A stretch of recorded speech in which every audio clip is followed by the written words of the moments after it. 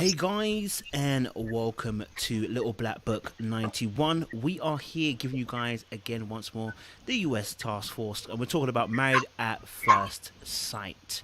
Yes, we are dealing with Married at First Sight. Listen, the reunion was a bonanza. It was spectacular, it was amazing, and it was also heartbreaking all at the same time.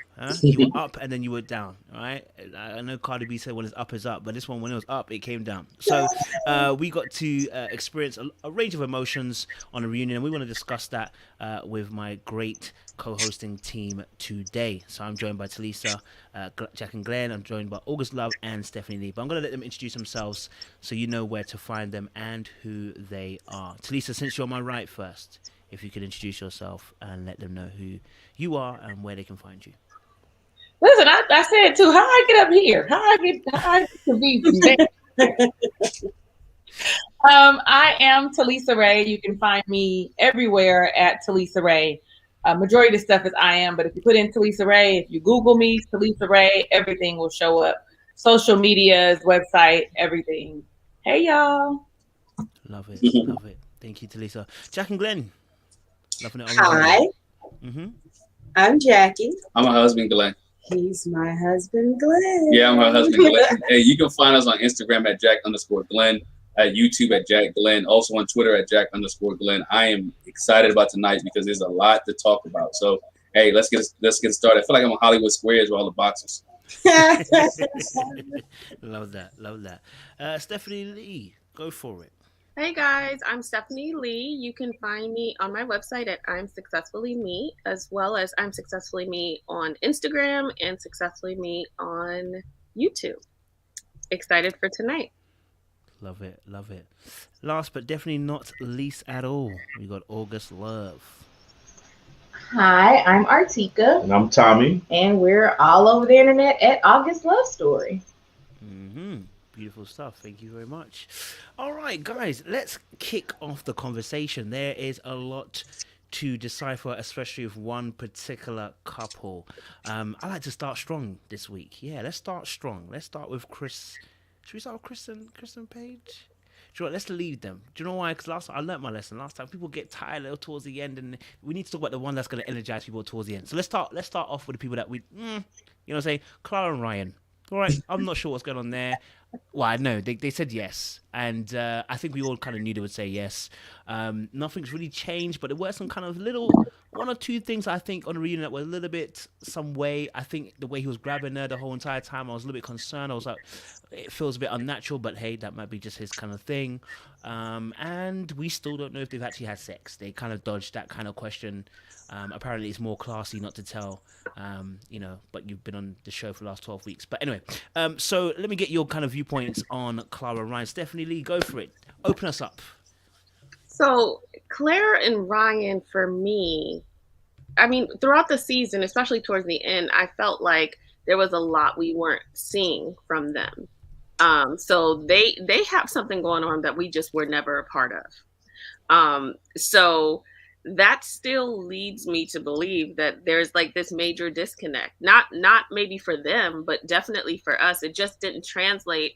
And I still don't like when when you see a couple and they really vibe and they have such like a really beautiful or authentic chemistry.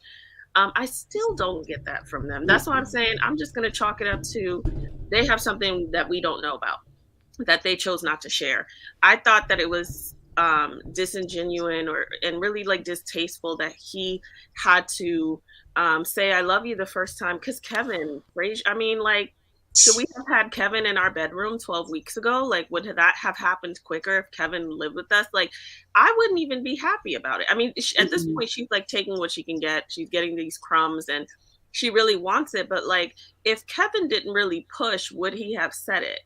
And I feel like maybe he did feel it before, but he should have already said that. And if he really was staying true to there's a love, because he even made a post on Instagram, like there's a part of our love that we're never going to show people and it's just ours. Okay, that's beautiful. But then you should have told her that alone and made it this sweet, beautiful thing, not really be pushed to the edge on the reunion show. So that's why for me, it's still like, I mean, I hear y'all, but I really don't feel y'all.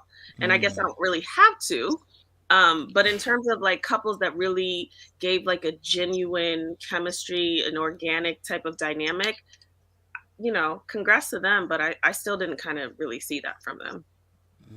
Good points. Love that, Stephanie. Starting strong. Let me ask August Love to kind of chip in here. You know, I want to kind of piggyback off what Stephanie has also said as well, and quite rightly so. We didn't hear Ryan say "I love you" the whole entire series. We get to the reunion, he still ain't said it, right? Yeah, and bear in mind, I think the reunion is filmed a few months after as well, so he's had 6 months. In fact, Clara's time has expired; it's gone, and she said if he hasn't said it by then, say la vie, he should be gone, but they are still here. So my question I want to ask you guys is Clara conforming to the Ryan uniform? Has she fully conformed to the Ryan uniform? Yeah, she has. She conformed at like during the show. Like she was all down for what he was actually trying to be private and stuff like that.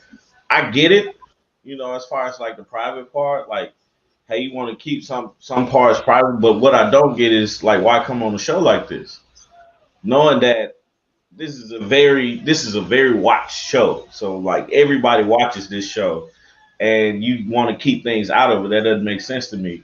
Him telling her for the first time that he loves her at the reunion, I'm with Stephanie as far as like, yeah, I wouldn't have accepted that. It would have made more sense for him to be kind of like did it like in private, and then they come on the show and be like, yeah, I told her I love her before. You know what I'm saying?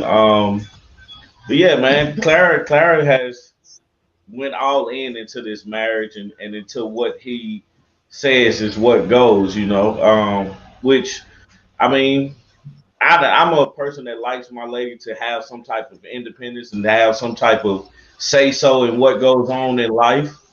And if that's what she wants to, if she wants to say something or not be as private as I am, well, go for it. Do what you do, because I'm gonna still do what I do, you know, and you know, leave it at that. But I mean, that's not us. So I'm happy that they're still together, and they seemingly are happy together. But and I do believe that they had sex. They just didn't want to openly say we had sex. So He didn't want to openly say yeah, that. Clara wants to tell everybody, yes, this man laid it down for me.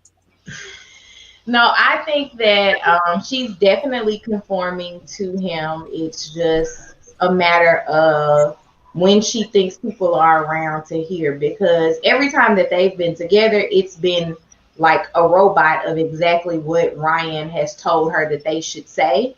And then when she got around the other girls was when we got to actually hear what Clara has to say.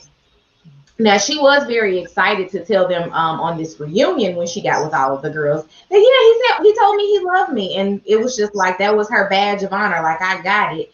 And she didn't explain how she got it, but she got it, and she's happy for her. I thought she was going to like burst into tears during the reunion when he said it, because she's just been waiting on Clara, I love you. And she got it the best way that she could. And, you know. Thanks to Kevin. Shout out to Kevin. Shout out to Kevin. Good points. Love that. Thank you very much, team. Let me ask Jack and Glenn. Let me ask another question for you guys. Is it concerning then, being in a marriage and your partner is almost being forced to say, I love you? Well, would that be an area of concern? Well, traditionally, if it wasn't married at first sight, they probably never got married. If he had never said, I love you beforehand. You know, I don't know too many women, you know, whether in the chat or on this panel, if your husband had never told you I love you, were you going to marry him? You know, it's not too many people are going to do that. And so because this was a reality TV show, you know, she wanted that love. But again, Clara's like, I don't want to use it.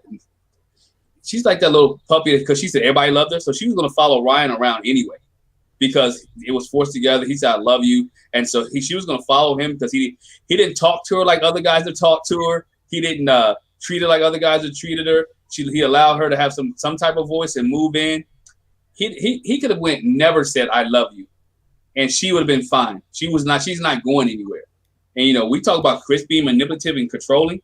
Ryan got that secret manipulative and controlling spirit within him, where he does it on the low key, and she's just drinking the Kool-Aid.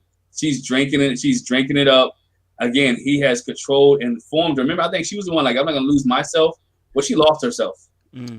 She lost because she don't even talk as much like she used to, unless she's around the girls. You can tell when she's around other girls, she's free. I think Tommy just said it. She's a little bit more freer. She's free. She can be clear around the girls, but when he's around, she's like. That's why when you saw the hand holding her, it was him making moves. Like when questions were asked, like don't say nothing. Remember, if you go to the earliest episodes, she would always talk, and towards the end, she got less and less. She said less. Yeah, stuff that she said was meaningless. I don't know, Coach. I think you put in perspective. Let's keep in mind that this reunion is not right after Decision Day, so we have gone several months, and he ain't said it. It's not like Decision Day was yesterday.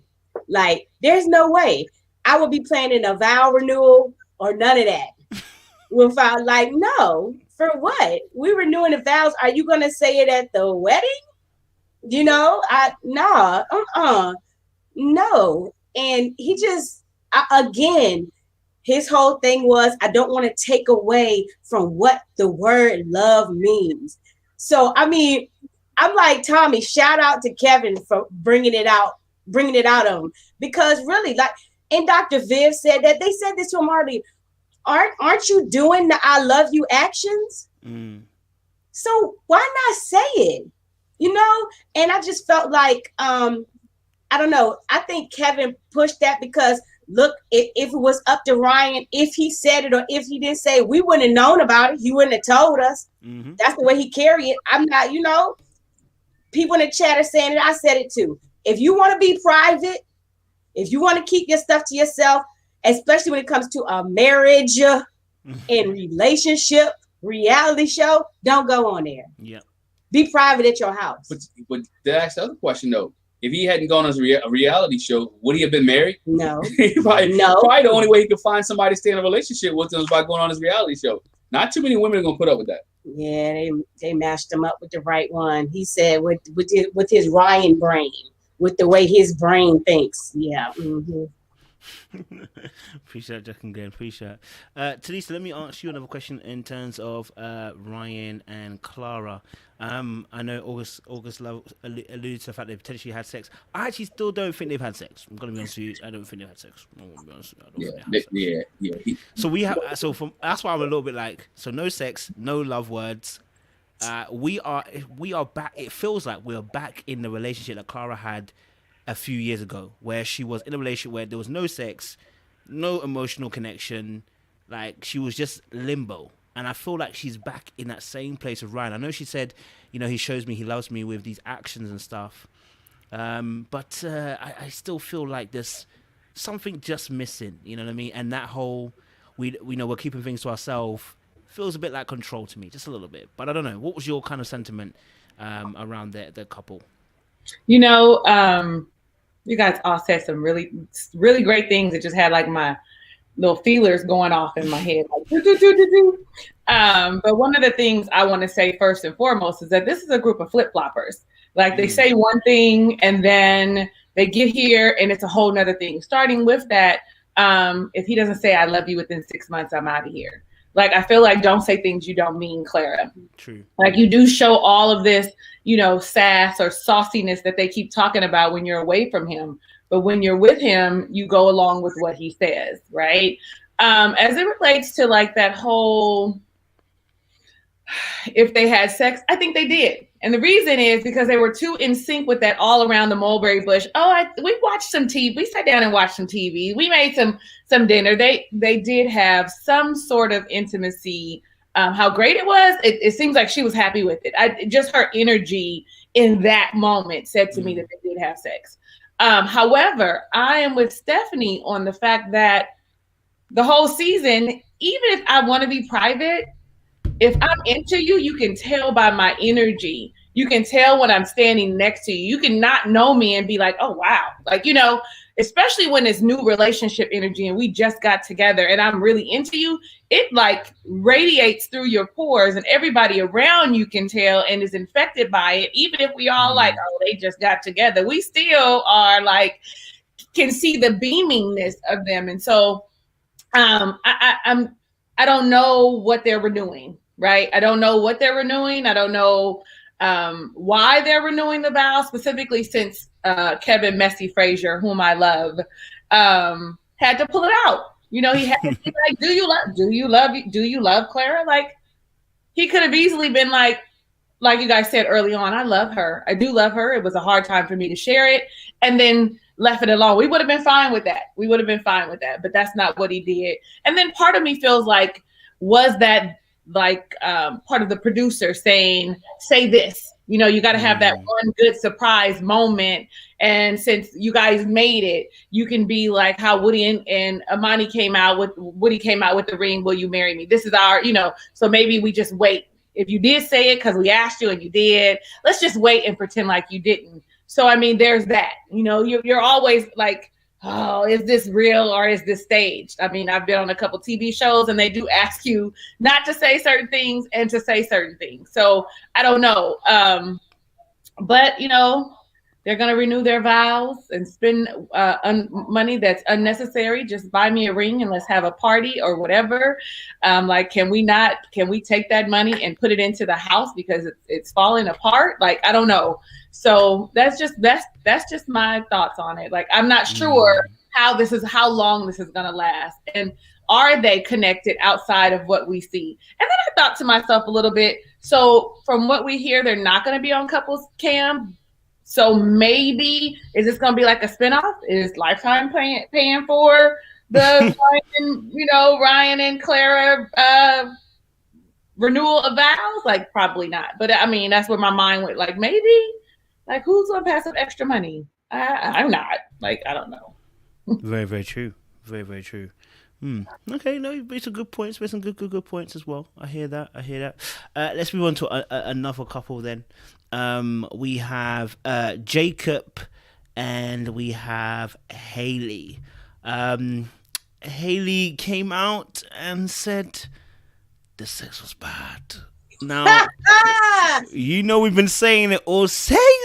That something wasn't seasoned when she got to that stage, and she confirmed that, you know, it was without seasoning the physical interaction. So I mean, obviously we knew they were gonna. Well, we kind of knew they were gonna kind of say no. But you know, Hailey did come out with those particular truths. I don't know if she had to do that, but you know, she did, and thank God, because we now know that the truth. But poor Jacob. So let me go to Jack, because I know we discussed this about that particular that something had happened as to why this, you know, it's not going down. Talk to us about this particular episode with Hailey. I want to say that we kind of mentioned that Hailey and Chris are like in the same space. Chris is just a little bit more rude and nasty with it. But Hailey said the same thing as Chris. I wasn't physically attracted to him. I thought if I had sex with him, it would help, and it didn't. It's the same thing. And I was like, wow, she, you know what I'm saying? She said the same thing. Yeah, I was like, oh, wow, okay. Yeah, but I was like, when Jacob find that out, he's not gonna be happy at all.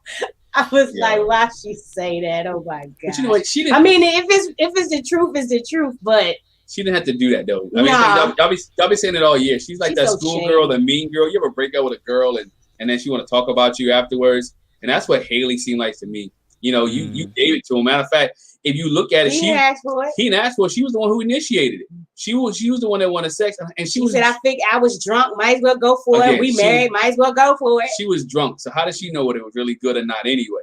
You know what I'm saying? And so, which leads me to goes to you, Coach. There was multiple times she done tried. It wasn't just the time in Vegas, right? Everybody thinks it was just that one time. I think there was multiple times, and she kept trying and just realized, you know what? She gave up. Jacob ain't where it's at. You know, the meat and egg diet ain't helping you out, son. So, you know what I'm saying? That diet, you need to change your diet up. Coming out your pores. But again, she didn't have to say that around the girl. She didn't have to say it on national television that this dude is not good in the sack. Again, we don't know what she likes or what he tried or whatever case may be. If he was drunk or not, but she had. It might have been her fault. Okay, it might have been her fault. You know, it might have been her fault. So she didn't have to. No, she didn't have to put him out there like that, but she did, and I'm just waiting for it. I'm interested to see what Jacob say next time. Oh, it's gonna be messy. I'm telling you, Jacob is here for it. He's gonna, yeah. Mm-hmm. Yeah. Yeah, appreciate it. Yeah, good points there as well. Yeah, I understand. Jacob's petty, so we expect a reply. So he is petty, so we expect a reply. Stephanie, let me go to you. What was your thoughts about Hailey? What was your thoughts? Mean girl, bit like Chris, or it's just one of those things, is it? Okay. Before I get started, for those who don't know, you guys already know this is my husband, so I wanted him to jump on with me and chat. We watch the show and yell at the TV together every Wednesday night. So everybody. I am so sick of them. I don't like Hailey. I never really cared for Jacob. Like, everybody kind of gave Jacob this pass because Hailey was so, like, outrightly mean girl, or wasn't really making the attempt.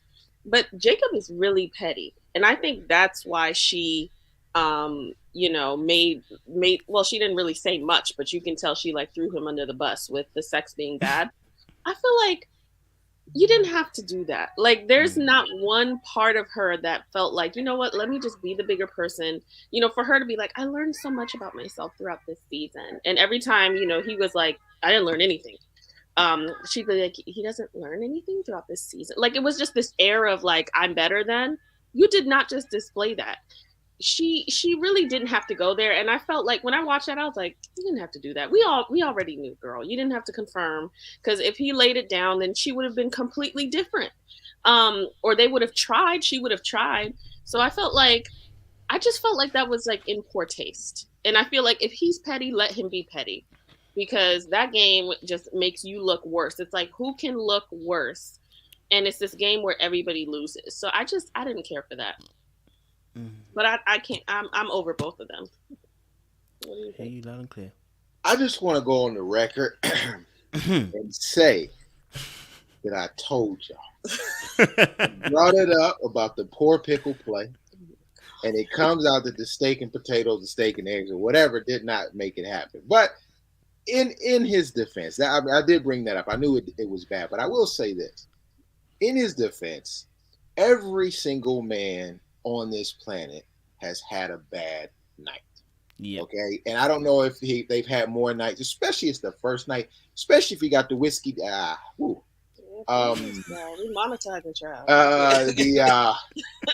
If you've been under the influence of alcohol, some things don't work in the right departments if you had a little too much.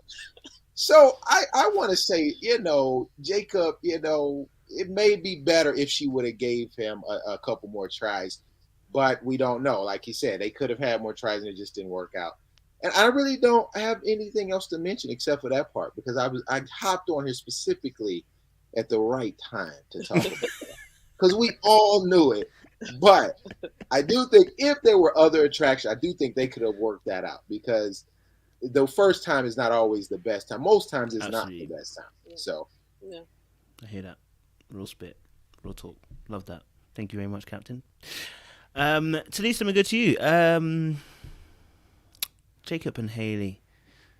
No question this time, just a Oh, yeah, that's all we need is a because, listen, it wasn't poor taste, but I'm going to just be honest with you. I was here for it. I'm excited about Jacob's pettiness. Listen, I'm here for the fact that she just called it garbage, that it was trash. Like, I didn't like the way he looked. He didn't have a great conversation. And so I tried to have sex with him, and guess what? It was garbage too. Now, I'm all here for all the pettiness, but in reality, like Ed said, we have bad days. specifically men have more bad days than women. Okay, That's wrong. So listen, y'all can look at me how you want to. Okay, because when we ready, we ready. That's the truth.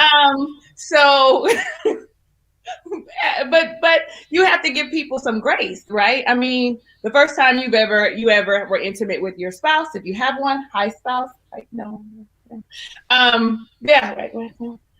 You have to first get like, you have to connect, right? And the thing though about, let's say the three couples here, is the fact that you guys built a relationship. And so for me, I always think that sexual intimacy is more mental than physical. So if I'm attracted to you mentally, if you have me there, then the rest of it is easy. And so since she wasn't attracted to him, he didn't have great conversation. He didn't have, he wasn't stimulating to her aesthetically. I think that it was going to be a fail anyway, no matter how much alcohol you had.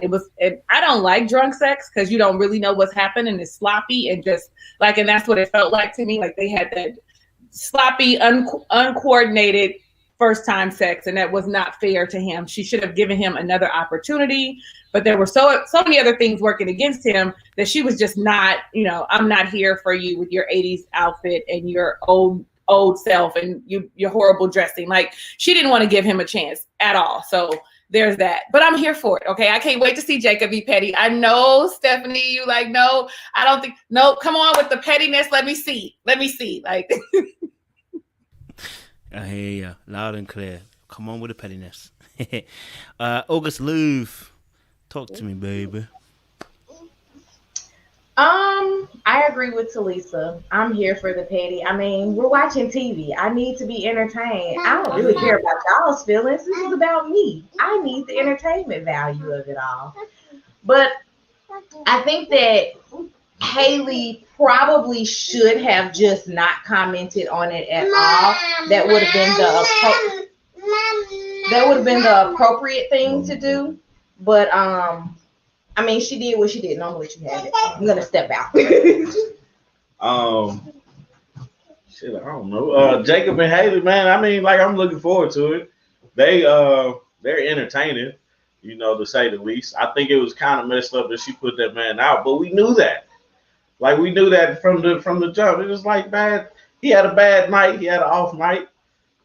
I mean, you can't really say anything about it, I just feel like I don't know what else he could have done to change the situation. I don't know what else she could have done to change the situation other than looking inside to figure out what she's doing wrong. You know what I'm saying? So it's just I look forward to them talking to each other because like I'm curious to see like what happened after the show.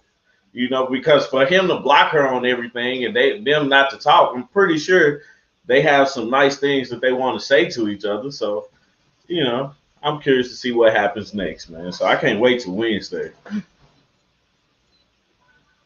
Artieka, do you want to add anything?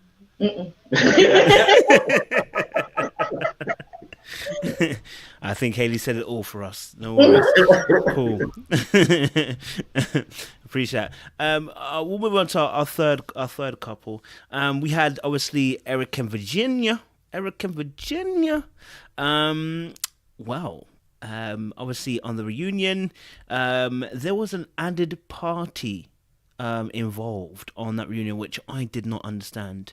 It felt very handler vibes. What I mean by that is like someone's like someone's controlling externally. That's what it felt like. I didn't understand why the mother was on the show. It's the first time ever, and I was like, but for what? Like, we haven't seen her all season, and suddenly she reappears at the very end at the reunion. So I was a little bit confused by that, but I saw some movement from Eric as well. His body language shifted when his mom came. I said, now I see what's going on here. But what was your guys' thoughts around Eric and Virginia? I think Virginia shifted her position about the kids situation. She shifted some about the house situation now. She's in a condo. Yeah, it seems a lot of things have changed for them. Let me go to Stephanie Lee first. Get you guys' opinions on Eric and Virginia. Eric and Virginia. I still... I still struggle with seeing longevity for them. I feel like they just made it to decision day. I feel like even him getting on one knee was like a Hail Mary, like, please don't say no. Because she's like a wild card. And I mean, there has to be one thing that surprised me was when she said, you know, I don't even go out that much, and he confirmed it. Like, so during the season, the whole thing was that she was this wild child, this party girl, and now it's like I don't even go out that much. So I don't know, like if something's changed, maybe they could work it out. You know, once again, it's one of these things that, like, what are we watching? Like, you guys, this season, they really came on TV and just told us a bunch of BS and then did something completely different. And so now we're in more than we normally have to. And so I don't know. I don't know why his mom was on there. I thought that was like the most pointless thing.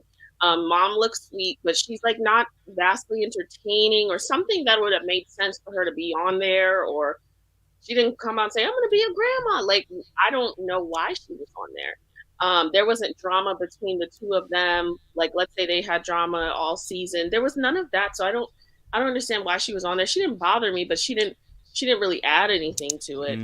But Eric and Virginia, once again, I really don't know about them. I'm not sold on them. I mean, I ideally want everyone to find what they came for, if they're here for genuine reasons. Because I love love. I'm excited for that when it works out. But I just can't. It's hard to, you know. I think your sound went in there a little bit. Can't hear us? Okay. Yeah. So that's it. What did you? Okay, they can hear us.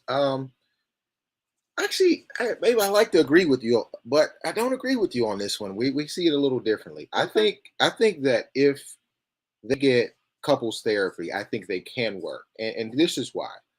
I think that her whole going out wasn't really about the going out. I really think she was just missing the male figures in her life.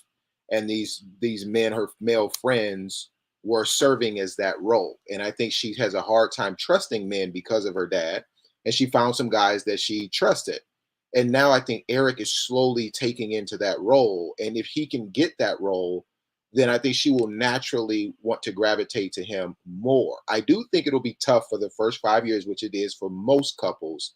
But if they can get therapy and have some type of mediation in between the two of them and work on their inner issues, I do think that they will. Even his mom was like, he was tight. Like, if your mom is saying you're tight and need somebody to loose you up, you definitely need that. And I think if they can mesh and he get a little bit of her and she get a little bit of him, I think they can work. But I don't think that will happen without some type of mediator in between. So I think they can work long term. They look like that couple that could be in their 70s.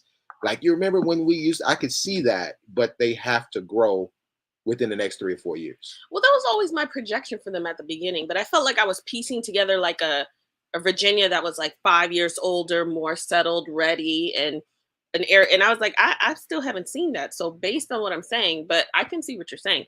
If what we're not really seeing is what's actually happening, and she's maybe not the way that she was portrayed, and he's a little bit more flexible, and they can meet in the middle because they still have like politics and children, and there was one other thing that they were like completely opposite on. If they can figure that out, then maybe. Yeah. To put it simple, I don't think she was going out. I think she was going away. I think she was going away from being alone. Even when she talks about being home alone when you're gone, she was trying to escape being present within herself and filling that void. So I think if she can replace that, then I think she'll be fine. Yeah.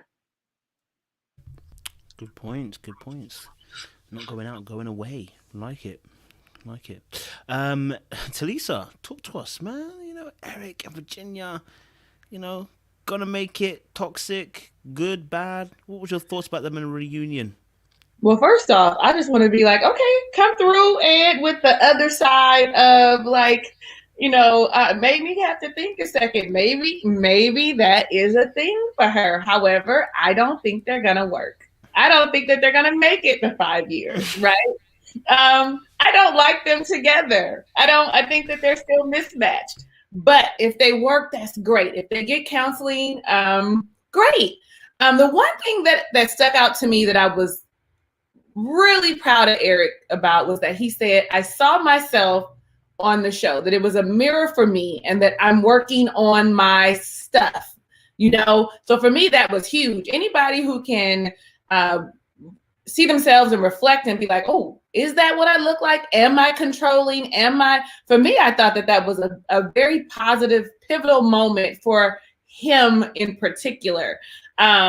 Whereas Virginia, I just really wanted her to own up some of the childish things that she was saying, just some of the things where she just, just the, I want to be able to fall out on my friend's couch. I mean, I understand that it's safety, like just own up to maybe that wasn't the best thing to say. And then, like I said, the whole flip-flop, they're all flip-floppers except for Eric. He was the one to be like, yeah, I'm gonna work on this. But she was, I like the condo. If we keep making adjustments to the condo, I'm not gonna want to leave. Like, I just really want her to be stable. Like, really seek some help for herself so that she can be stable in what she wants and really understands, because she is a wild card. But the reason she's a wild card is because she doesn't understand who she is. So if she could get some help and he really does reflective work, then maybe in 5 years they will still be together. Maybe, they can come together and meld and have, some beautiful love story. We met on Married at First Sight, and here we are 50 years later. Maybe. I mean, I'm not going to cross my eyes, fingers, or toes, but, maybe. I do like that the mom said, he's more relaxed now. He did seem a lot all the time uptight, but I did like that the mom, even though he still seems uptight to me, the mom sees that he's changing. So that's big, because people who know you, but they think they know you even after you didn't change, but nevertheless they get to see, oh, I see she's affecting you in a positive way. And I don't understand why she was there, except for maybe just the facial expressions she had made with her friend or auntie or sister, whoever that was, when she said that she didn't want to have, she was 50-50 on kids. But doves make faces for the wrong reasons. They don't do like we do. Our faces go with what we say. Their faces is just because sometimes they're sour. So, okay, I'm done. I hear you, Teresa. I hear you. I'm hearing you loud and clear. All right, August Live. Let me talk to you quick, man. What you saying? Talking about Eric and Virginia. Yes, Eric. We got lost about who we was talking about. So good. Eric and Virginia, I thought they were lying when they were sitting up there. I don't like them as a couple, because I feel like he trapped her to say yes when they at the decision day, and it's just kind of like she's going along with it because she don't want to get a divorce now, with all these people watching. Right. That's what I mean. I hope that they live to be married for 50, 60, 80, 100 years, because I believe in love, and I hope that they, love and all that great things and have a great marriage. But I just feel like a lot of things were forced, and they was having to defend everything that they did on the show tells me that, hey man, everything ain't all peaches and cream with them, and somebody's lying. And so that's the way I felt about Eric and Virginia. I think his mom coming out, it was pointless, but they just wanted to kind of just really kind of say, hey, this relationship between Virginia and his mom is good, just because, it's not that she don't want to have babies. It's just, it's she wants to have babies if her husband wants to have babies, which I don't personally know a man that don't want to have a child of some sort that's married.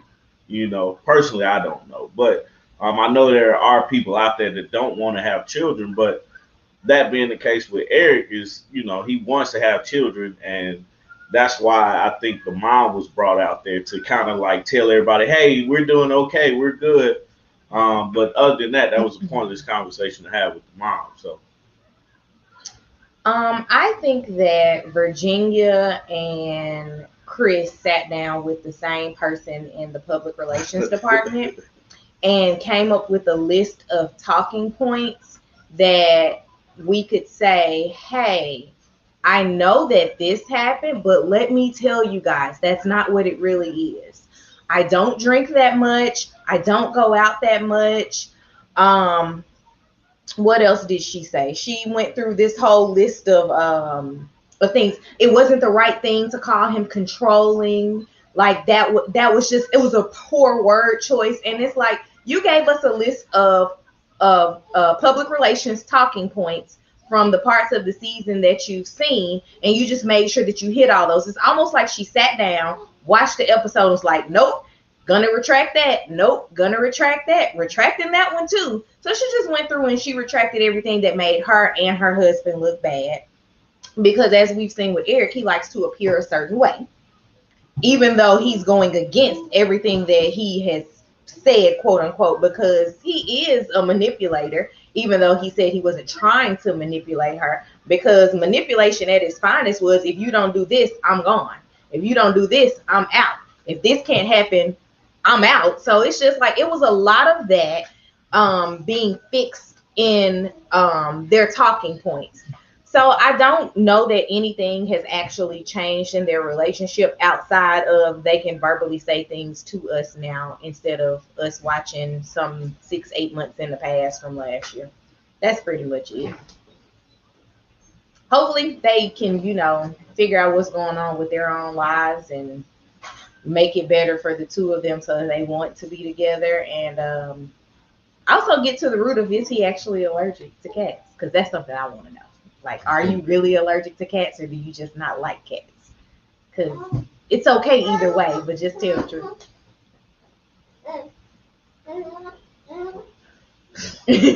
We can't hear you, Coach. I muted myself. I was like, good points on the media.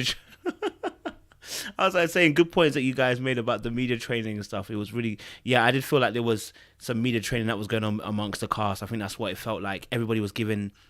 It's almost as if someone told them, this is what the audience are going to feel like when they watch this show. So address all the points and go completely against it. But it was really poor media training, because if you completely negate what we saw, you're basically saying that we're crazy and we didn't see what we just saw on the screen. You know what I mean? And you're actually saying that the production are really messy for lying to us because they showed us things that truly didn't really happen. You know what I mean? So I don't know. What was your thoughts, Jack and Glenn? I want to say this to your point. When court cases take place and a witness gets up and they say one thing, and then they come back and recant it, the jury's like, we don't know which one is the truth. Was it this one or that one? It makes you look more. Your credibility is more in question when you say two different stories. So their credibility is shoddy. I honestly feel like the mom was on there, kind of like what Tommy said. The mom was on there to kind of bring credibility to the relationship, to kind of be like, oh, they're good. It's this, because they know coming into there, all of us are like, I don't know about them. And the mom kind of tried to pat it up. I've seen some, Eric's changed. Virginia's been so good for him. And, yada, yada, yada. I was going through this thing in my life, when you have like a near-death experience. And, I'm not trying to force the grandkids on them to kind of lead Virginia to, well, yeah. I mean, I could do kids, I could do that. So I think the mom was kind of used as a pawn to kind of direct that kind of stuff and lead that stuff in. But I feel like Talisa, and it might have been rehearsed or whatever, but I do feel like it was good to hear Eric say, and anybody, when they see themselves on TV and they see how they look, to be like, ooh, I don't like that I looked like that. I didn't even realize that it looked like that. Because sometimes we do things that somebody could tell us that's close to us, you kind of mean, or, you kind of snippy, and then have somebody that doesn't know you to be like, yeah, you kind of rude, So I think once he started seeing what people said and he looked at it himself, he's like, oh, I could see how you would get that. And I need to fix that. But yeah, Virginia's full of crap. I talked about going out more than I actually go out, yeah, okay. One thing I want to say this. He got you on a leash. You used the thing with the analogy of the jury. It's not hearsay. We all saw it. We all saw her going out. So it can't be hearsay, right? Unless she goes to AA now and fix that issue. And I know it's been months past. Eric has gotten her to what he wants, right? The way she wants to be at. He's conforming that. The thing I wanted to say, somebody put in the chat, they hadn't watched the shows. They had watched the shows because prior to the reunion, they've all sat down with Jamie Otis and been on Unfiltered. So they have watched the shows leading up to the reunion day. So they have all seen where they're at. They haven't watched them live on TV, but they've seen them leading up to what we see because they had to film Unfiltered before the shows aired. So they've seen that. The mom was out there. This is what they try to get us as TV land. Some people don't never think all the way back to the beginning when mom wasn't cool with Eric being married in the first place on a reality show. So again, they were trying to give him the credibility that it did work out. We all know what type of mom she is, right? You ever see those movies where their mom is controlling and the mom wants the family to be one type of way or wanted to be this way and this is the way it has to be? If you look at her talk, she talks about his brother and the way things were. So there's a comparison there in the family. Even if you look at Eric, when he talked, he wanted to be like his dad. He wanted to be, this is what the family does. This is how things go. So his mom is like, okay, dress right, dress. If you even look at how Virginia has been dressing lately, it's been more conservative. So whether she's drinking that type of Kool-Aid in the family or not, which I believe she is, she's changing who she is based on who she's married to. For the PR purpose, she had the condo is good. She was saying no because she didn't want to leave. She thought she was going to lose part of herself. But then she realized I'm saving money.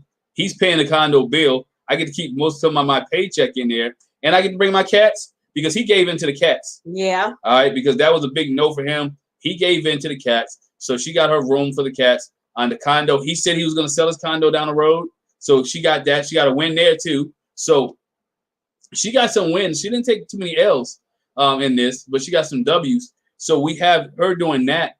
And again, she's lying. She's still hanging out with her boys. Remember, Eric flies. She just don't see it because she hangs out with them when he's flying. How would he know she slept on the couch or not, right? Her boy's couch. He would know he's gone. He's like in another city. So she still does that. She still hangs out. I think she still drinks because if you go to her Instagram, you still see her hanging out with her girls, partying and drinking. Not saying she do it on a regular basis, but it's something that you telling me one thing, but you still do it. I know it's months after the fact. Now, she might not do it as much because I agree with Edwin on this. She doesn't like to be alone. Yes. That's the biggest issue. She doesn't like to be alone. So she has somebody now, which is all the animals in the condo, which to me, that's each his own. Just all those type of animals, cats, dogs, and all that, all in one condo. Yeah, I'm glad we don't have smell-o-vision. That's why I don't see how on the cats, the question in his allergy, and he, on the reunion, he says, "Oh, you haven't seen it because I avoid them." It ain't that much avoiding you gonna do in that condo from cats, whatever. And the last thing I want to make up is her PR is because they're on couples cam. I can't give you everything on a reunion. I gotta save some stuff for couples cam, so you will see some of the issues I have. So I can't give you everything now. But by this time, they knew they was gonna be on couples cam when the reunion was shared. So I can't give you everything. Y'all have to watch and see. Interesting point. Yeah, I forgot about the couples cam thing as well. So that's gonna be interesting. I don't know if I'll be tuning into that, but it'll be interesting. I'm sure somebody will let us know when the episode gets spicy. So we'll wait for that. But yeah, good points about that as well. Especially in regards to the fact that the timings and stuff as well, because obviously the timings are quite I think that's what makes it difficult. I wasn't sure exactly when they filmed the reunion. I think someone put it in the chat as well about they filmed earlier in the year and stuff. So, but they definitely did see some of the episodes enough.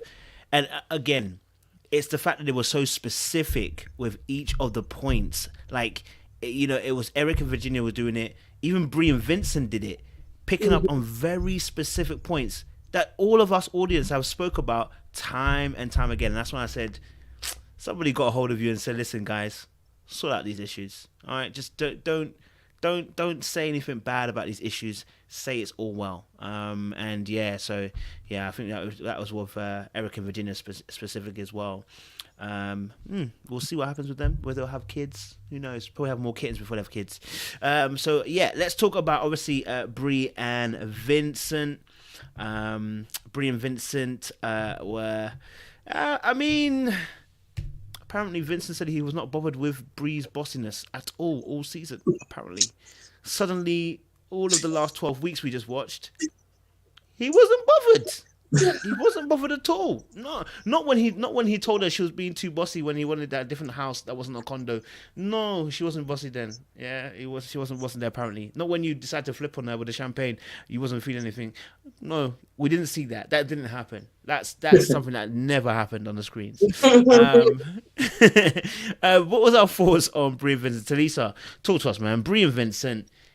Bree's not bossy apparently, but then Bree admitted right after him that she is bossy, and then I don't know what happened there. But what was your thoughts on Bree and Vincent? I really feel like that they want to stay together, and so we're gonna just say things that will make sense to seem like we're making progress to having a healthy, successful relationship, right? One thing I want to say is like when he said that, oh no, I didn't see it that way. All I could remember is him just before this episode before. Granted, they didn't watch that episode, but he said it out of his mouth that she was assertive and direct. And also, what was that? The episode before that he said, when you said that, I specifically told the experts that is not what I wanted. That they gave me someone with the attitude that I did not want. And so I get that you are adjusting, right? But say what you mean. Say this isn't what I want, but I'm adjusting. She's actually saying a few seconds later, she said, you know what? I realize I can't have my way with everything, that I have to, make adjustments, compromise. One of my favorite C's, like you have to compromise in a marriage, and I can't have things such a specific way. Like that would have made it seem more believable versus the whole flip-flop thing, like the floundering.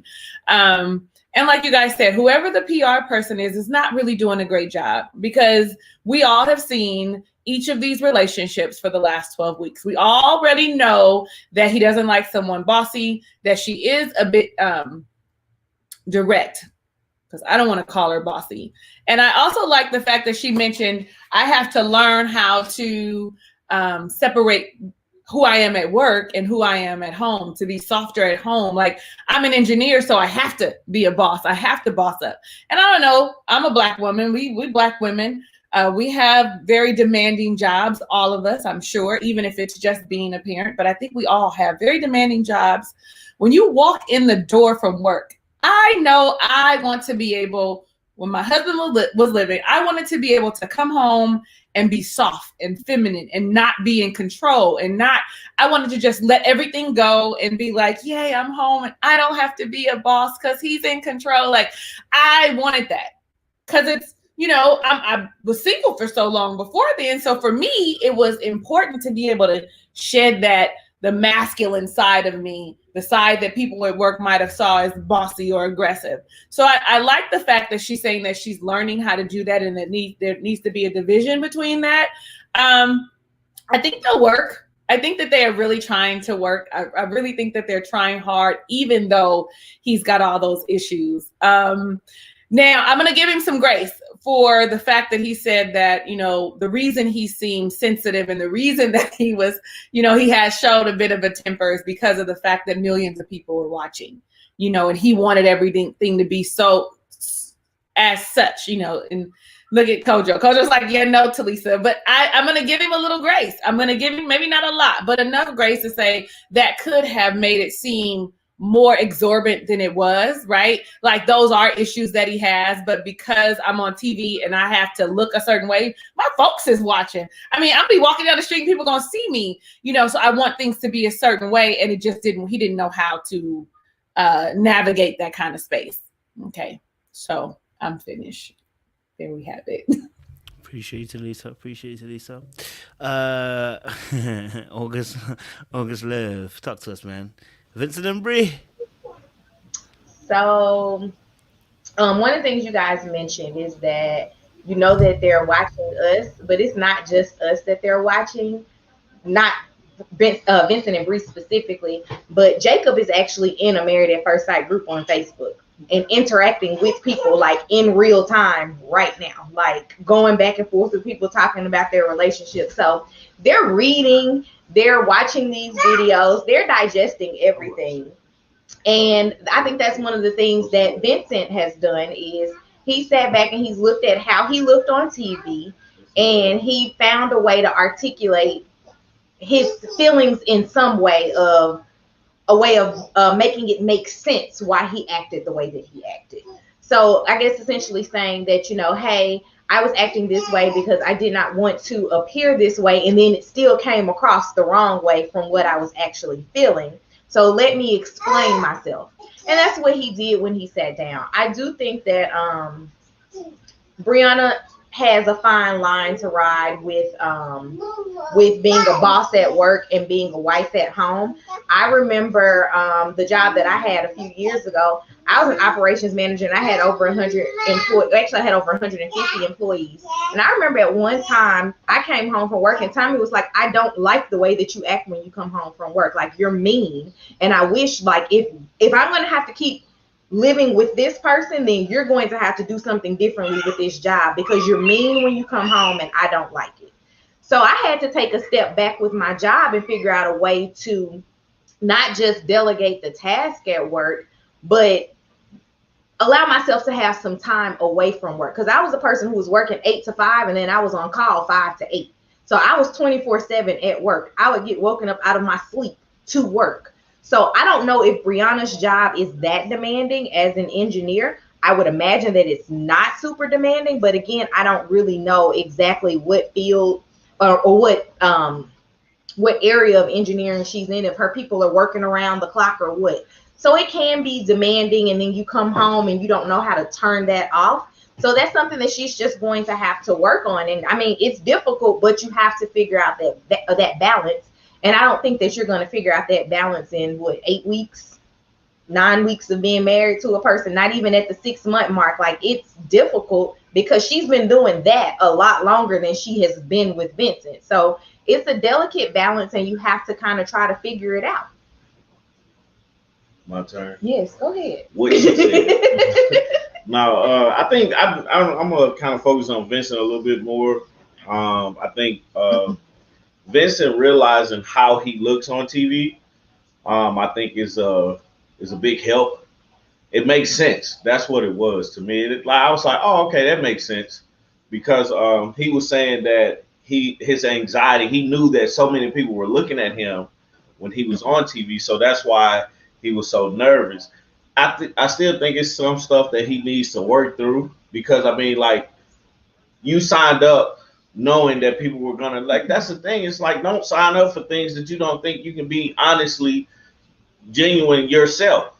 Don't sign up for things that you think is gonna put you in a bad light, because I mean, people look at we all look at reality TV and be like, we've all heard somebody say, well, that's not how it really went, or that's not really how I am, or something like that. But as my old coach used to say, the big eye in the sky don't lie.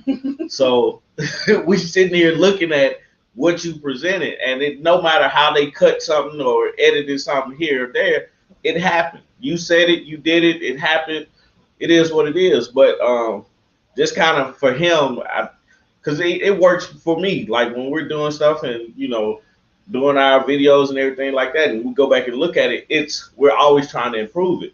You know what I'm saying? But with him, we recorded this last year, and now we're going back and looking at it. Okay, these are things that I should have did going forward. I know I can change this. I know I can work on this. I know I can work on that. So hopefully he does work on his anxiety. He has a therapist and everything like that, and I hope it helps him in his marriage, because I think they genuinely want to be together. I think I saw a little compromising, or Brianna starting to understand what compromise means a little bit from their conversation on the reunion. So I think that was positive. But overall, I always thought that they was going to say yes and be a great couple together. So I'm curious to see where they go as well. So, whew. Yeah, I'm hearing you on that. I love the fact you gave different points on Vincent and Bree as well. They both got stuff to work on.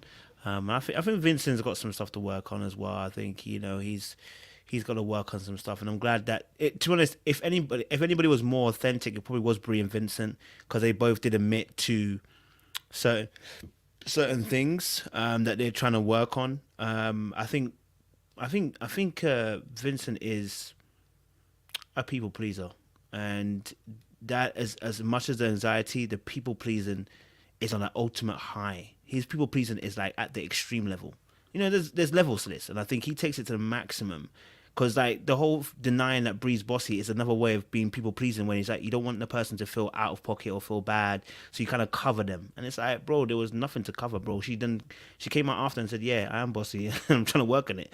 It's like, do you know what I mean? And you're right. I think anxiety did play a part in his actions, but I think that speaks more to the fact that that's how you deal with stress. It's the TV's only going to show you how you actually deal with stress. This is how he deals with stress. He shuts down. He breaks down. He goes into little fits.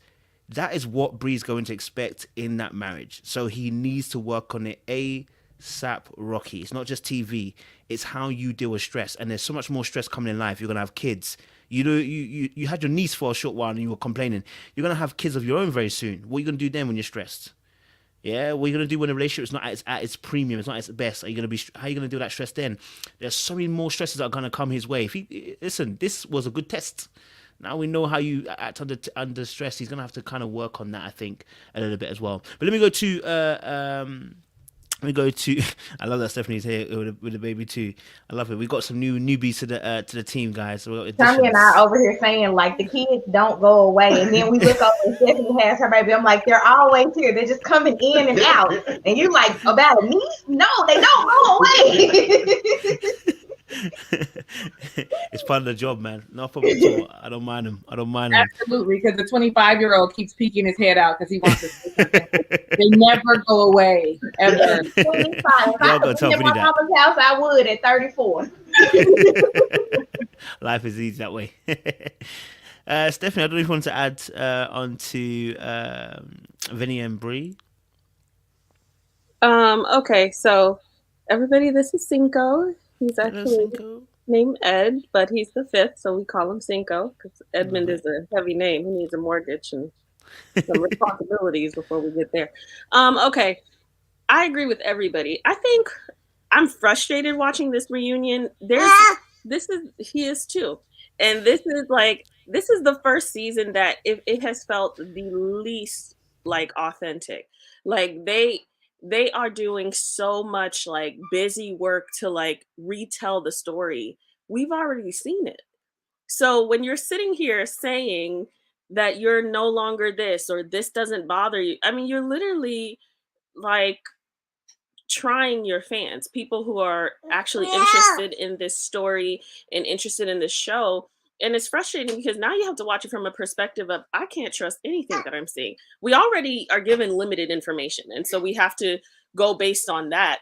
But also it's like, now it's like, you guys are coming back, a couple months, 6 weeks later and saying, well, that's not what I meant. Or no, you've already shown yourself to be who you were, and that's fine.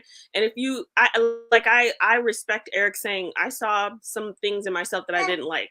Just say that and be honest about who you are, because we've already seen it. And I don't have to kind of say the same things all about Vince. I mean, Vince has a lot to work on.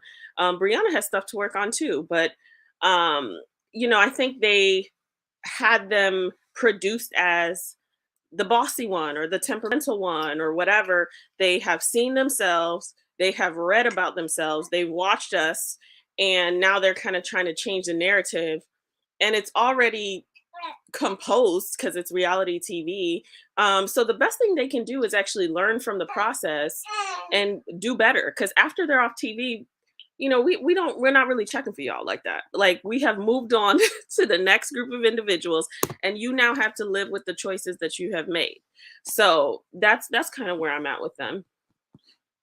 I'll say this about Vince, and one of the big desires of humans, one of the major four is to look good. That's why a lot of people don't like public speaking. That's why they don't raise their hands in class. Vince has a big issue with that. And even in his correcting, where he tried to be authentic, it actually is inauthentic because his correction was another form of looking good by saying, oh, I didn't feel that way. I didn't think that way. And it's okay if you felt that way, but be honest and authentic about it. But what's really happening is the emotional intelligence that he has is not deep enough, because we just celebrate our 4-year anniversary. And one thing I would say every year that I've learned how to listen better. And what I mean by that is not necessarily listening to the words that my wife says. What happened with Vince was he was not even talking about her bossiness when he started talking about it. What he was doing, he was hurt. So when he's hurt people hurt people. So he wanted to find a way to try to hurt her or tit for tat the relationship or the conversation. And if he would have came out authentically and said, you know what, my feeling, I was butthurt and I tried to throw a jab, which is one of the rules that we don't do, is throwing jabs and belittling, trying to intentionally hurt because you feel bad. So if he doesn't rectify that, it will happen again in a marriage. No doubt.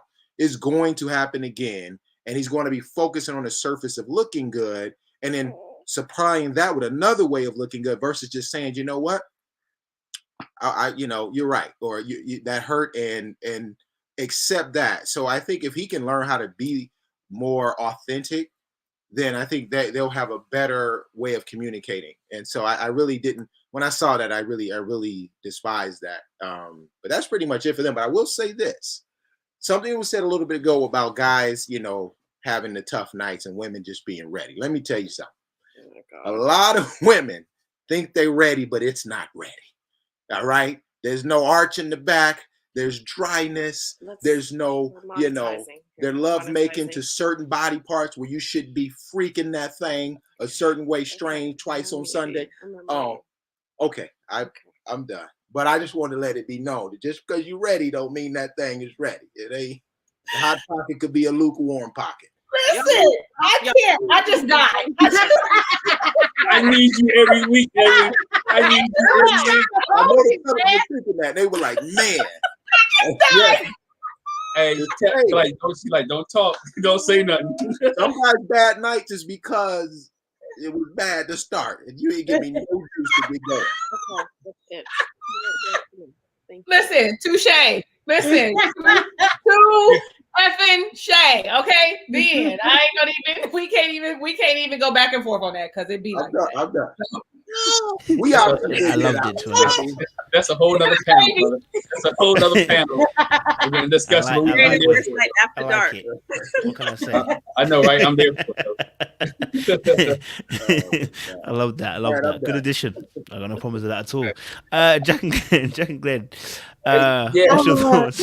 Wait, can I just laugh first? That was hilarious. Okay, I loved it. Okay, I love that. I want to say, kind of on the same lines, Vincent did have a lot to grapple with. I mean, like the whole thing, he's trying to impress this woman that he didn't meet until 8 weeks ago. He's trying to impress her. Cameras are in his face.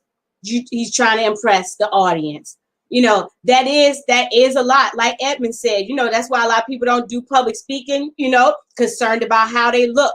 It had to be hard, especially when you have anxiety issues. So, I sympathize with Vincent. Poor thing. But he signed up for it.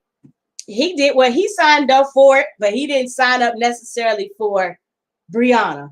As far as Brianna, I want to speak from a bossy person's perspective. Oh, we got confessions? Confessions. Confessions code. I'm just kidding. My cousin said, he was like, I can't believe somebody married Jackie. Like, she liked to tell everybody what to do. And I did. I still do. I like to tell people what to do. Hey, why you didn't put that up? Why you didn't do this? But you learn how to temper it. You know what I mean? When you have a husband and Vincent will have to be that type, be like, hey, you don't have to tell me what to do. I know what I'm doing. You know, he's going to have to be, and I saw somebody in the comments said it, and it's not predicated by your job field. It's not. Some of us little girls were bossy. If we grew up bossy, that's what happened. And being in a demanding job like that, it doesn't help. But I'm not going to say it's just because of her job. But I still like Brianna and Vincent. I think they can work. He definitely does need therapy. They need to learn how to communicate to each other. What I could appreciate, like Artieka said, I think it was, he's had problems actually expressing his feelings and talking about what's going on with him. And I saw that was different from the reunion. He's able to verbalize, this is how I was feeling. This is what was going on with me. Because we all saw him shut down at the dance lesson. He just shut down. You could tell something was going on, but he just couldn't get it out. He couldn't get it out. So I can appreciate that. But I mean, I like them. I think they can work it out. I'm excited to see them on Couples Cam. I think Couples Cam we see more of the same thing with him. I think he hasn't gotten over that yet because he likes to please her. He wants to please. I don't know if there was a video. I can't remember. It was the bonus video they showed on where he had the Valentine's Day dinner for her, and they had to celebrate Valentine's together. If you catch the end of that, you're like, yo, is it okay? Is it good? Seeking for some type of approval from her. And that's where he's at. And I'm not saying to me as a man, sometimes you just got to know that what you did was right and it's cool, you know, and it got to be that type of person with her. I think even with dealing with somebody who's bossy, since we got confessions, you have to know, you know your lanes, you know your areas, which everything's not an argument. And like Edward said, I'm not going tit for tat. You know what I'm saying? You don't go tit for tat. You don't bring things up from past stuff. You move on and deal with it. And you handle and you execute because you understand we're 19 years in, be 20 years this year. So you deal with those things when you start having a relationship. You know how to handle. And as men, sometimes, those who've been married for a minute, you project some things that's going to happen before they even happen. You know what I'm saying? You project, okay, if I do this, this is going to happen. So you're a forward thinker. Look, I see you laughing. You ain't got to say nothing. I got you. You're projecting some things. So therefore, as you project, you know, okay, if I do this, do that. And so now you understand your spouse. And so what Vincent has to do, he has to understand Brianna. Understand when she has those rough days. You understand when it's time to communicate, when it's time to have the dinner cook. Understand when it's time to make sure you got her bath running for her when she comes home, her feet up, and you make an environment nice and smooth. So they are the bosses. They're making sure, okay, if when she comes home, she doesn't like she gonna ask you why the trash ain't taken out. Just dog. Before she come home, make sure the trash is taken out. You know what I'm saying? Or make sure her car is filled up with gas. So just being ahead, one step ahead, will eliminate some of the bossiness that comes in his life. You know, and so that's what he has to learn by being in marriage. You know, just giving somebody a cheat code, the book coming out later. All right. but you got to do those things in order so you don't have some of the issues later. I think Talisa said something too. If you want to have a good night, you got to start with the mind early in the morning. Y'all can read between the lines there later, but you start early to get what you want later. Like that, boss. Can I just pick? I know I'm going out. Go for it. I just want to say, it's like chess, and I just want to disagree with what he's saying. If you play the moves all the way out, especially to the fellas, man, every move doesn't need to be played, man. Sometimes you don't even need to say nothing. You don't need to argue. You need to stress your point, because if you do this, and this, you're gonna end up on the couch. Or I mean, you might as well just be like, "Baby, you know what? You're right." And she could be wrong as heck. Like, it doesn't matter, because when you play it out, you're gonna lose. Now, there's times though where you do, say what you got to say, have your discussions, whatever. But most times, and you already know, okay, the dishes should be done, this, that, and the third, feed the baby. These types of things get you a good night's sleep. Yes. You do it right. You know what I mean? That's all I'm gonna say. I would just want to piggyback off of that. Yeah, appreciate it. I liked it. Good auditions. Mandem, you heard what he said. Fix up. That was special for you guys, you know what I mean? All right, cool. I like that. Very good points by the panel. So I love that. Last couple we're going to talk about, obviously, I want to save the best to last, because I guess there's a lot to decipher from them. I'm sure we've all got our feelings that we felt about what was happening on the reunion. whether you've got stuff to say about Chris and Paige or Chris, whichever, there's a lot to get through, I'm sure.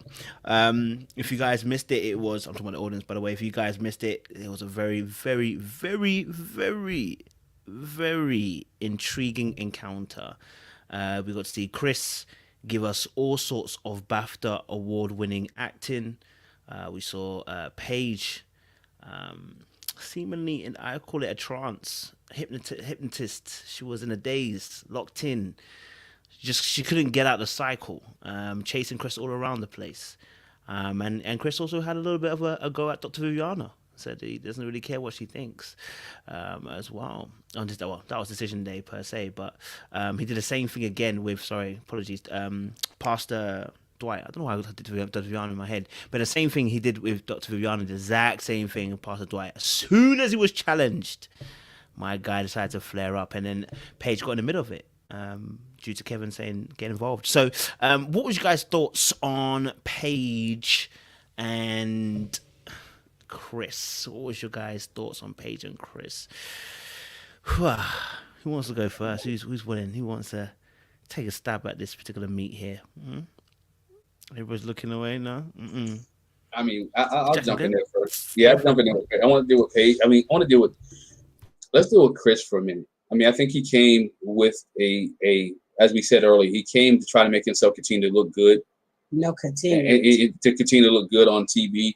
Continue. Because he did it at the reunion. He did it at Decision Day, saying I apologize and everybody, trying to end the show on a good light.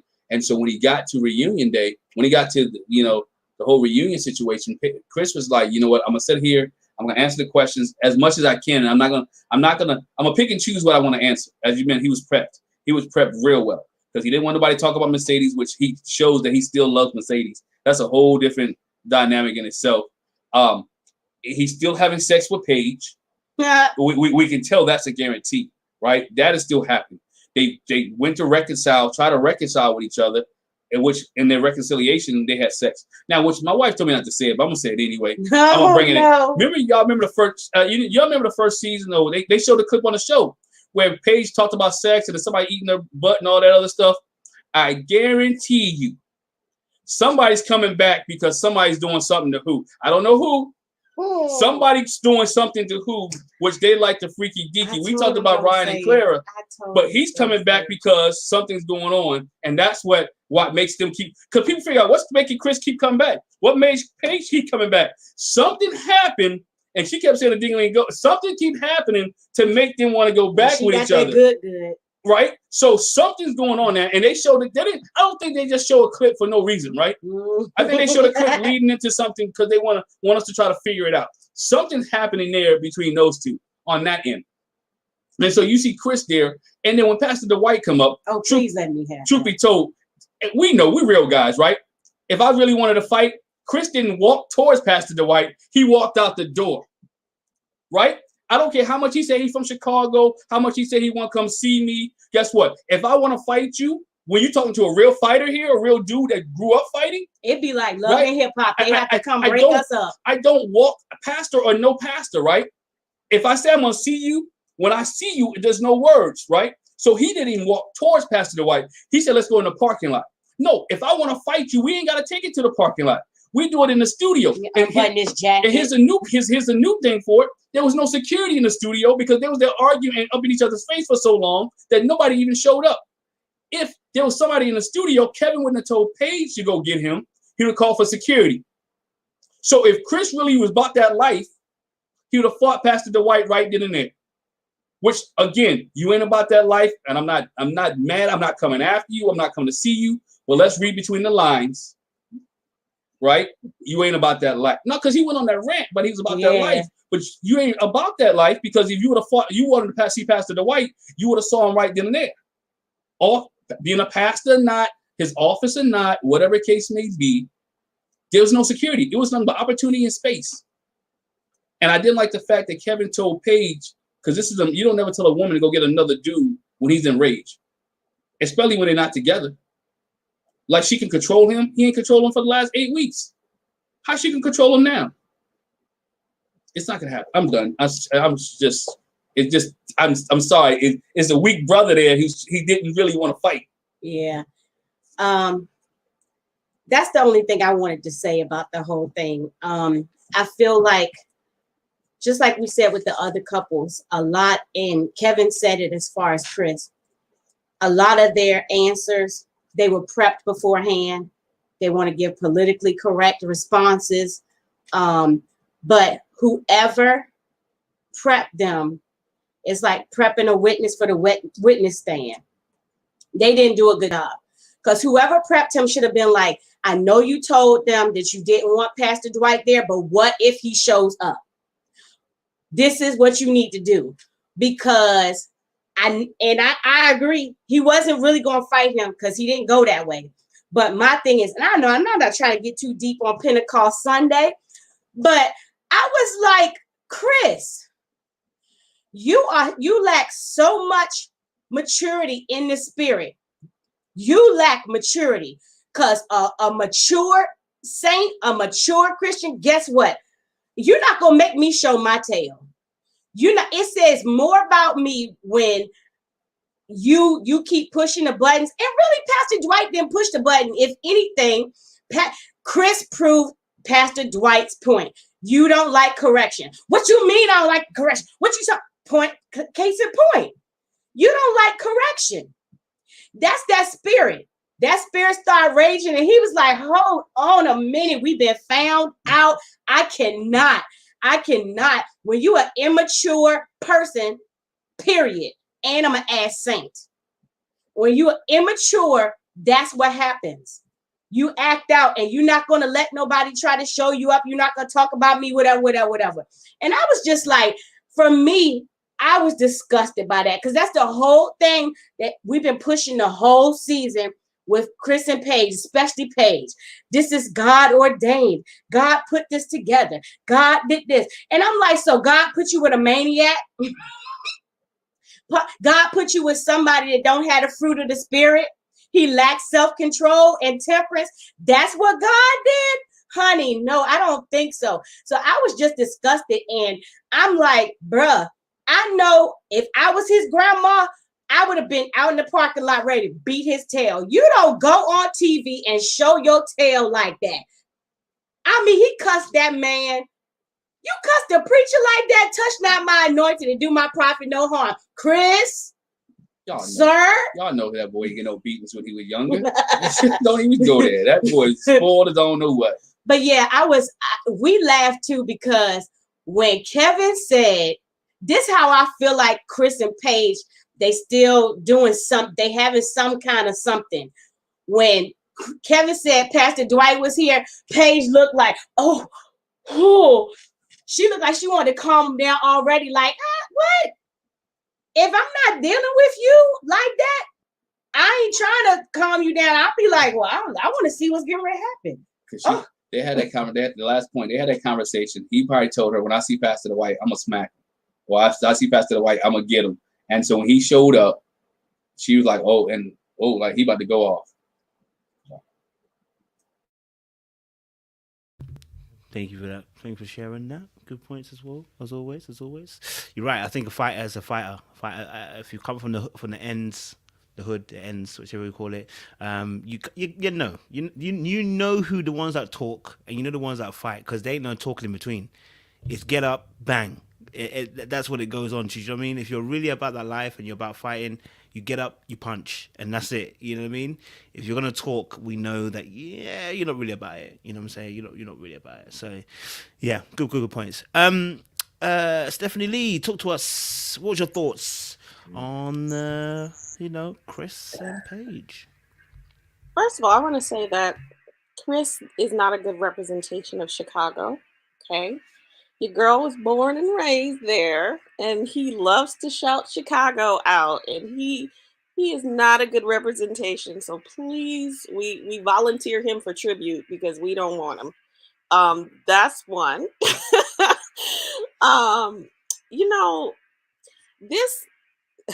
This show has done Chris such a disservice, but it's like it's twofold, because there are ratings here, and so they're getting great ratings. So his tantrums are great, but this is like this chasing Chris around and allowing him to have these tantrums and not really getting real consequences for them is why he acts the way he acts.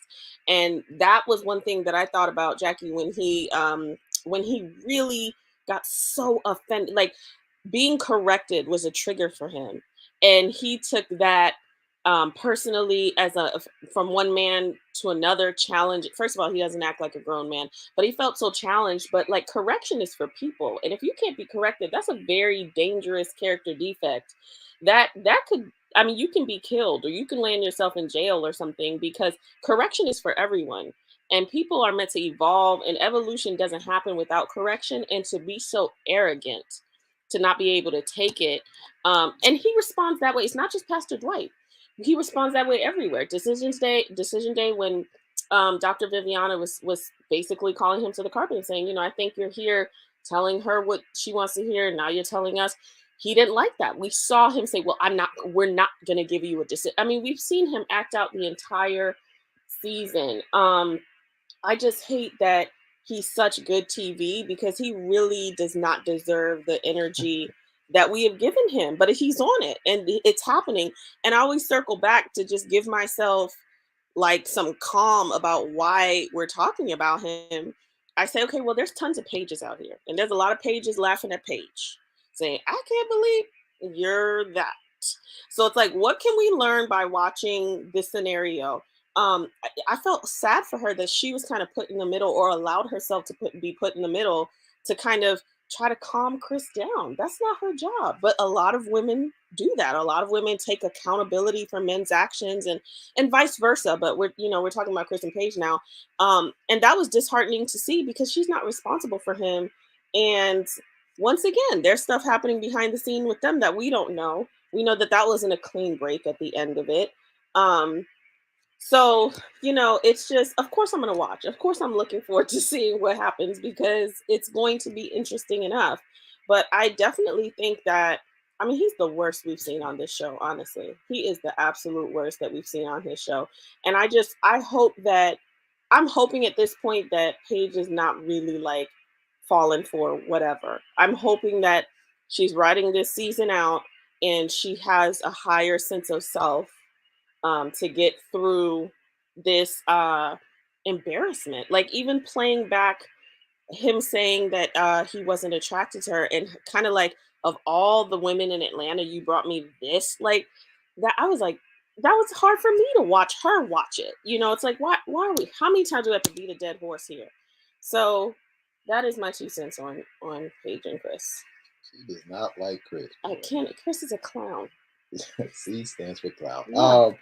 I feel like Chris hired a bootleg publicist before he got, like, he wanted Olivia Pope, he got Olivia Nope, or he got Huck. I mean, he got Huck, like, she's not available. Like, this is what you got, because he was like, Media 101, take responsibility, make myself look bad. And then I love Kevin, because Kevin called him to the carpet, like, bro, whatever, dude. Like, you rehearsed this, and now we got deeper into it. And that was just, but he does the same thing over and over. These fake apologies, and Paige is there for it for some strange reason. The second thing, I totally agree. He does not want any smoke. He doesn't even want a lighter in the room. Like, come on, Joe. Like, if you really about that life, first of all, he gets excited about stuff that's not even really fighting stuff. Nobody even got escalated, because he did the same thing with Eric. It was just correction. It wasn't even nothing that I would even stand up and fight about. It was like, bro, you tripping. And so, but he likes to get attention. So again, listening beyond what people are saying. Chris likes attention. His parents gave it to him. And so he gets loud and he walks away. That's not anybody that really wants some action, because it would have went down. And I praise the pastor, because he has the spirit of God. I more have the wrath of God. So it would have been a different situation. Jesus is still working on me. Okay. I'm still in my walk. I'm far away, but I'm in the right direction.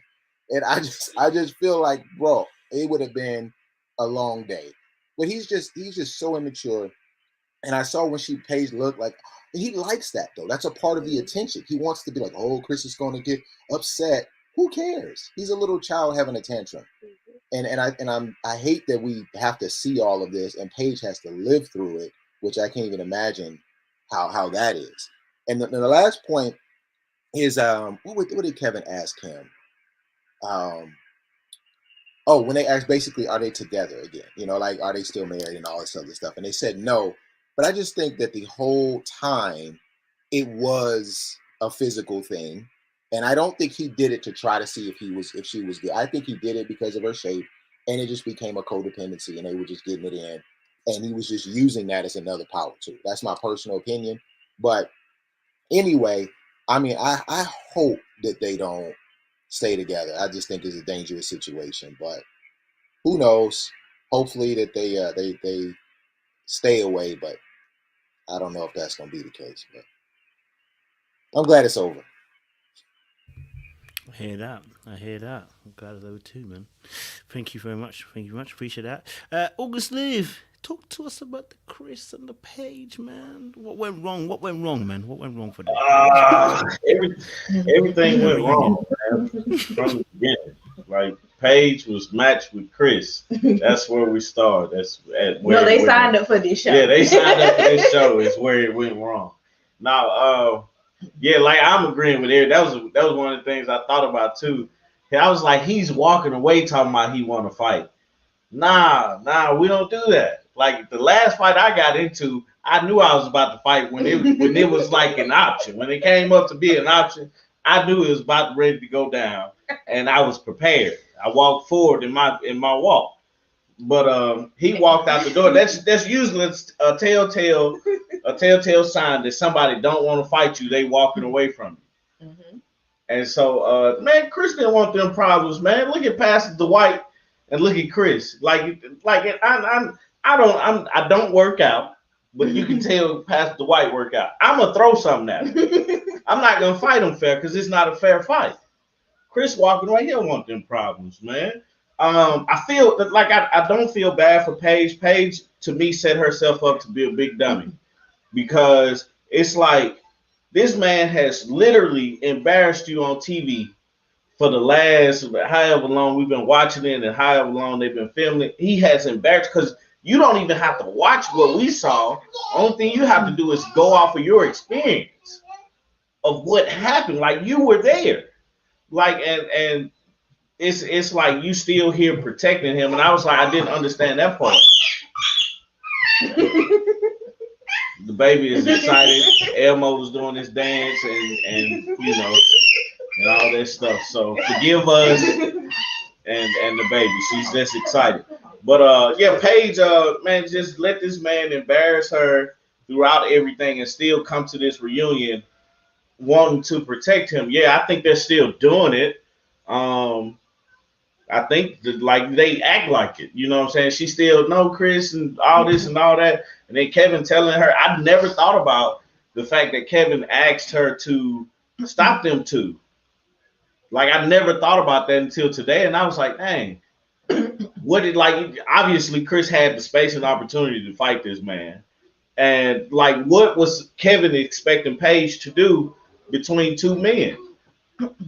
You know, I remember one time Artieka, this is the funniest thing, and then I'm done. Artieka was about to get into a fight with somebody, and we was moving her, like she was moving in with me, and that means she's done. Yeah. And my friend of mine was down here helping us move, and he was like, Tommy, they finna fight. I'm like, who? Artieka and another girl. I was like, so we just stood back and watched to see what was gonna happen. Because I mean, like, what? Like, we can actually stop them physically, but I'm not finna get hurt. I don't want to hurt nobody. I'm not finna get hurt. I wanted to see what they was gonna do. Like, to be honest, so it's like Paige, like, that's the only thing Paige can do is get out the way. Let these men fight if they gonna fight.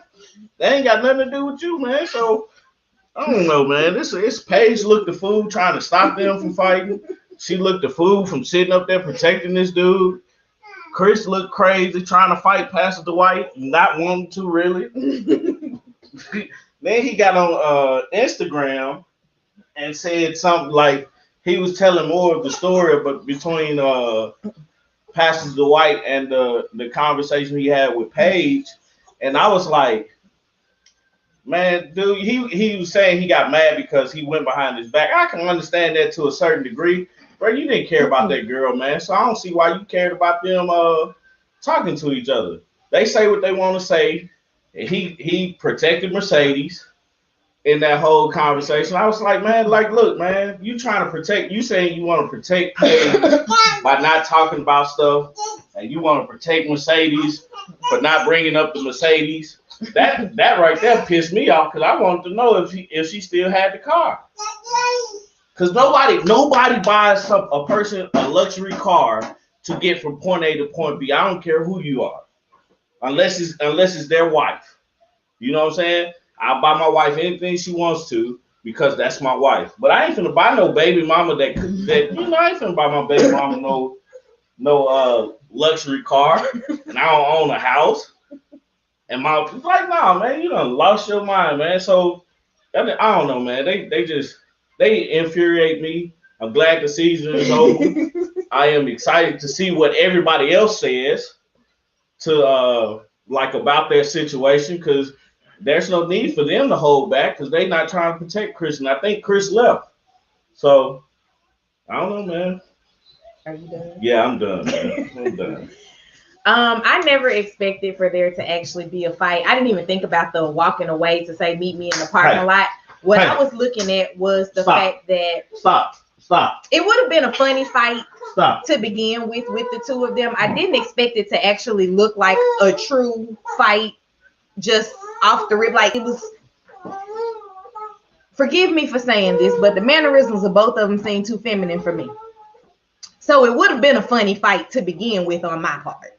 So I would have enjoyed watching that just for the sake of saying that I watched this quote unquote former pastor fight this actual pastor.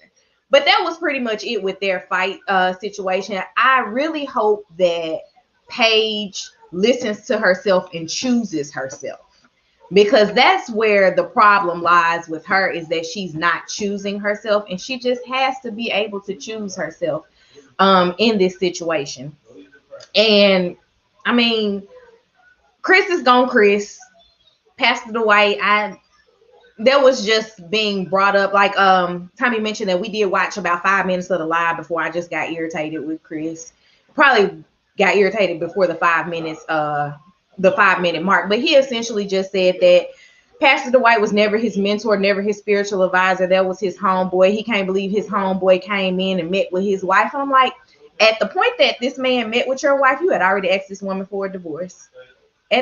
Just let it go. Like, let's be done with the whole situation. Like, I don't know why we drug this entire thing out.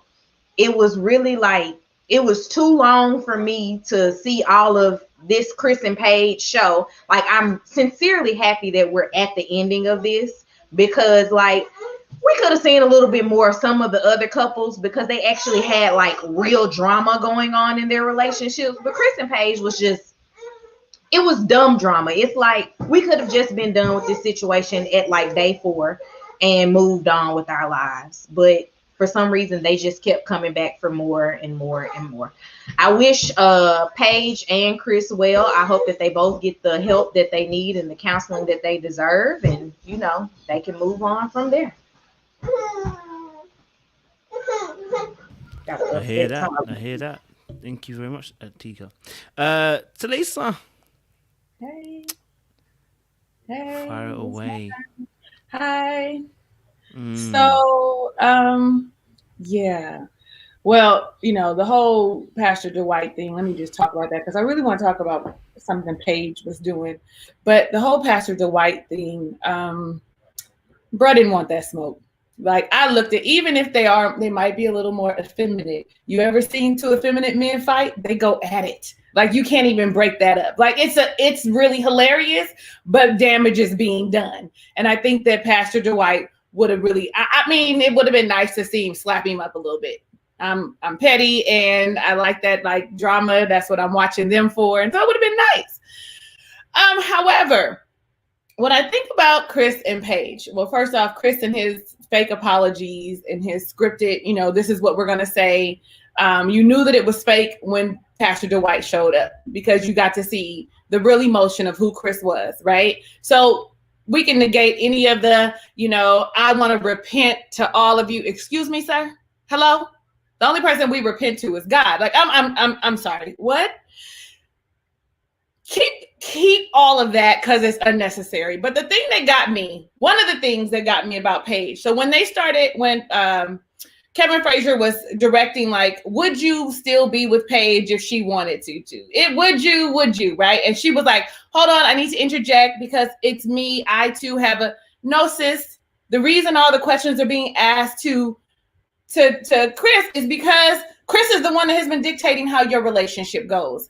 If what you said was of any importance, you would have done that before. So we really don't care what you say, because if he says to you right now, you know what, I want to work on it because y'all went to counseling and y'all dumbasses, considered moving in together. Okay, like I just don't understand the logic behind her. Listen, like Stephanie said, we've all played the fool. Like, I have been a mini Paige. Paige has taken that to like a level that is off the planet. Like, I know that I have, I don't deny that I have looked foolish before, but not in this respect, not in this regard. This has been taken too far for her to be constantly talking about how she's choosing herself, because honestly, that is why it's constantly being asked to Chris. So if you wanted to be with her, would you? Who cares what you think, Mercedes? Because you've shown us that you would be. And, I didn't even get that they were still intertwined or having adult time. But now that you guys have said that, I'm going to have to do my dear Paige. I was going to give her a pass. I didn't think about, the connection, the look when Pastor Dwight came out, which I loved. I was here for that messy. Yeah, I'm not ready to mend that relationship. Well, here it goes. I was here for it. But I didn't think about any of that. And then the whole, when he asked her, why do you keep going back? And they both said, we don't want to talk about that our intimate relationship. I thought to myself, here's an opportunity for you to be honest and real about what's going on. Not talking about, I don't want to embarrass me or my family. You should have been feeling like you were embarrassing y'all while you were doing it. This was the opportunity for you to say, you know what, I did look a little stupid. The D was good. He was, doing all the good, nasty, freaky stuff that I like, that we were talking about. And we probably would have been like, all right, sis, we see you. Okay, now break that tie. I didn't like the fact that she didn't, like, you didn't want to tell us. Inquiring minds want to know, and guess who's inquiring? Us and Kevin Frazier. He wanted to know too. And I was just really disappointed that she wasn't honest about that. Like, I feel like she should have just been like, yeah, listen, this ain't it. Because when you do choose yourself, you end up being accountable, right? You're accountable for your actions, the things that you do, and you say, oh, goodness, I looked foolish. And this is why I was stigmatized, as Jill Scott would say. Like, I just was disappointed in her not being honest. I choose me. I'm going to choose me. We're not meant to be together. Okay. So are you friends with benefits now? Like, I just am disappointed. I'm disappointed after, even if you only watched half of the season, because they said when they showed us that he called her ugly, they said that she didn't get a chance to see that. So even up until this point, all of that replaying it, even if you didn't feel like you were being foolish in the process, but what you saw from day 1, 2, 3, and he's not attracted to you, what you saw there should have made you be able to say, I was wrong. I was saying that God had sent this to me, and maybe he did so that I could learn a lesson. And the lesson that I've learned is how to choose me. I'm accountable because, pressure bust pipes. I don't know. Like, it could have just gone so differently. And I feel for her and really hope that she gets help. Like, y'all went to counseling together. Did you go to counseling by yourself? Like, counseling is a thing. Did you go by yourself? Did you have your friends sit down and do an intervention? Like, what did we do to help you get to the place that you're choosing you? Like, I don't know, y'all. I'm just like, yeah, Chris, it was expected for him to act a donkey, right? But I was really hoping for something different for Paige. But why? Why was I hoping for something different? I don't know. I don't know, because she just keeps doing the same thing, and she always has. And I wouldn't be surprised if we see them on his live one day sitting up or something. I wouldn't. I don't put it past. I don't put it past them. Okay. I don't put it past them. I hear you on that. I think, there was a reunion was special. Like I said, I think watching it was kind of, like I said, it was exciting at parts, sad at parts. I think Paige's reactions to some of the things, and the fact that it's still wanting the therapy, still doing counseling together. I didn't understand that. Doing, no worries, Tilly. You good? Sorry, y'all. It's a fact she turned off her camera thinking I thought I was she thought muted the audio too. was done. She thought the thing was done. She had coughing. Oh shit! I'm sorry, y'all. I'm sorry. I thought I was muted too. Okay, I guess I wasn't. My bad. Sorry. Oh, I'm freaking flying. Beautiful moment. Love that, Teresa. Oh, gracious. We've had some laughs tonight. Yeah, so there was some ups and some downs with Chris and Paige. I think Paige's responses were a little bit underwhelming. And the fact that obviously before even the reunion, they're trying to do counseling and stuff. I was just really like, so y'all really going to be out here trying to get counseling? You even tried to move in together.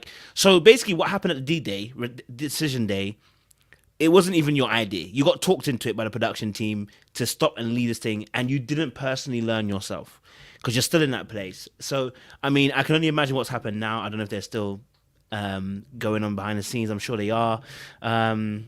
But yeah, it's sad to see Paige like that. Do you know what I mean? And so hopefully it's been a long one, and I can't wait for next week to be over. I'm going to be honest with you, because Chris and Paige have dragged it. They've almost made it no longer fun. They've dragged them.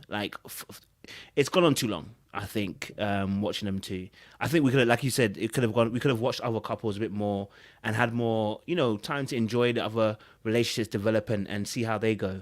But then again, I say that, it probably would have been Eric and Virginia would have been saying it's gone on for too long as well. So the way that Eric goes on, you might be saying the same thing. But yes, we've come to the end of the night. So I'm going to just give everybody a minute to round up and summarize. Because obviously next week is the end. It's the end, as Boys to Men say. It's the end of the road. So Talisa, if you're okay, you're right there, darling. Just give us a quick summary. What you think. There's a quick summary. It could be anything you want. It could be how the season's gone. It could be what's going to happen next week. Whatever you feel like. Okay, great. I'm sorry, y'all. Literally, I thought I had hit. Oh, don't apologize. I don't want to offend nobody, but literally, I thought ooh. Anyway, so I'm excited that the season is about to be over. I know Houston is coming up for 13, and I'm a little nervous. What are we going to get now? It's going downhill since, we've been in a panoramic. Everything has just gotten, a little worse. And so I'm nervous about next season, but I am going to review it. However, before this season is over, I am absolutely looking forward to Jacob and Hailey. I don't understand why we had to have two parts. They could have cut out that whole part with the ladies. They could have cut half that stuff with Chris and Paige, and they could have gave us what we want, which is Hailey and Jacob. At least I know that's what I want. I'm all come on, be petty, be mean. Let's find out what the truth is, because we know that people tend to tell the truth when you start bashing me in my face. So I'm looking forward to that. I have actually enjoyed this entire season with you all. I wanted to commend Kojo on the questions that he comes up with. I'm all so are you a professional journalist? You come in and you give us these questions that we have to ask, these pointed questions that you want us to answer. And I'm actually very grateful for it. You've seen, lives and things where people are just chaos. And I'm talking about my own. It's chaos because you let people in and you just let them go. And you're oh, whatever. But I can appreciate all the effort that you put into this. And so I thank you. I honor you. Thank you. It's always wonderful to see all the fellas. Ed, listen, you bring spice, okay? Come through with all the spice. The fellas was lit. And I said was lit. Yes. today. I felt it in my soul. It felt really good. And to all the beautiful ladies, I appreciate you. But I'll probably get all mushy next week. Okay. I'm just. Oh, one more thing. Like this live right now. I can't see how many likes, but I'm sure it's not enough. So like this live. Actually subscribe. I'm sure you're subscribed here. That's how you got. You got here. But tell your friends, and then come and subscribe to us all, like all of us, and just go watch our videos. Remember, I told y'all how to do it a couple weeks ago. Just play it in the background. Just play it in the background. Nobody's gonna know, and then hit the like button. Nobody's gonna know. No, who's gonna know? Who's gonna know? Let me see the TikTok. That's why. Talisa, appreciate you, Jack and Glenn. Well, first I want to say, I mean, y'all might not care or whatever, but I'm going to miss y'all next week because I have 2 engagements, so I'm not going to be on next week. I'm so sad. Oh. I mean, I have nobody to check me next week. I'm good. No.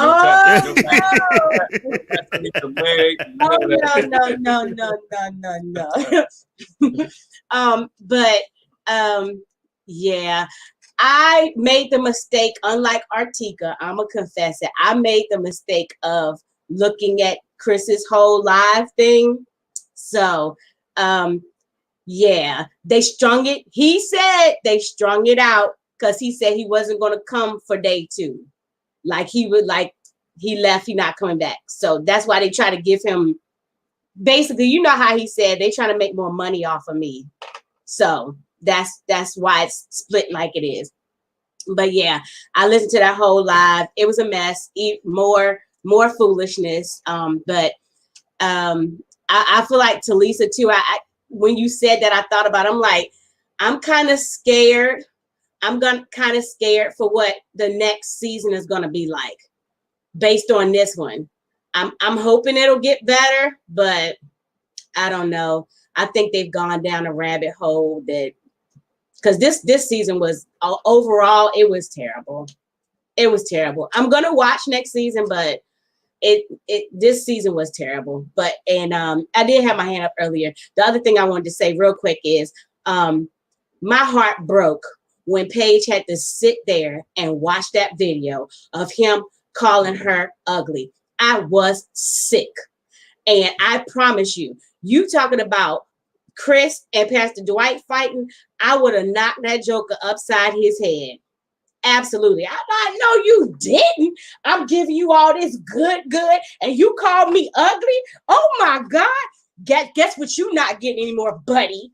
Guess what you're not getting. But anyway, that's all I had to say. But again, it shows you who she was. She just said that. She just sat there and took it. But now I appreciate each and every one of you. I appreciate the comments in the comment section.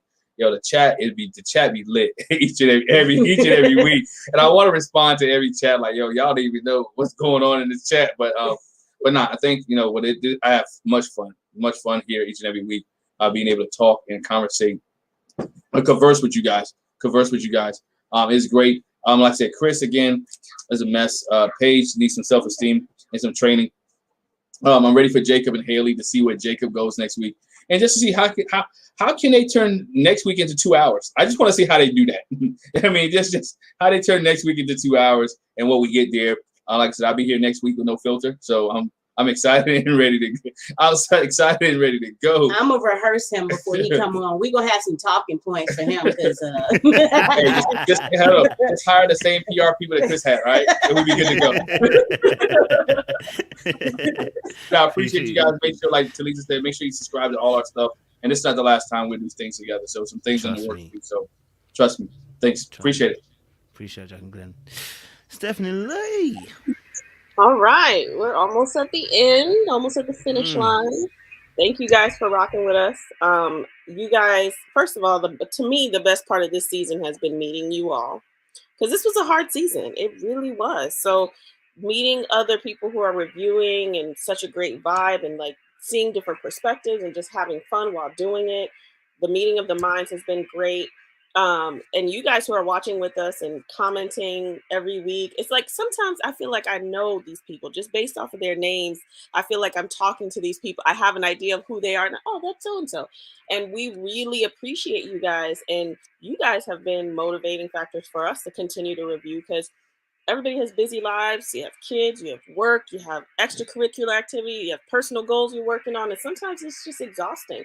So thank you guys for showing support for all of us, because that definitely motivates us to click the start button when we just want to go lay down. At least I know I want to sometimes.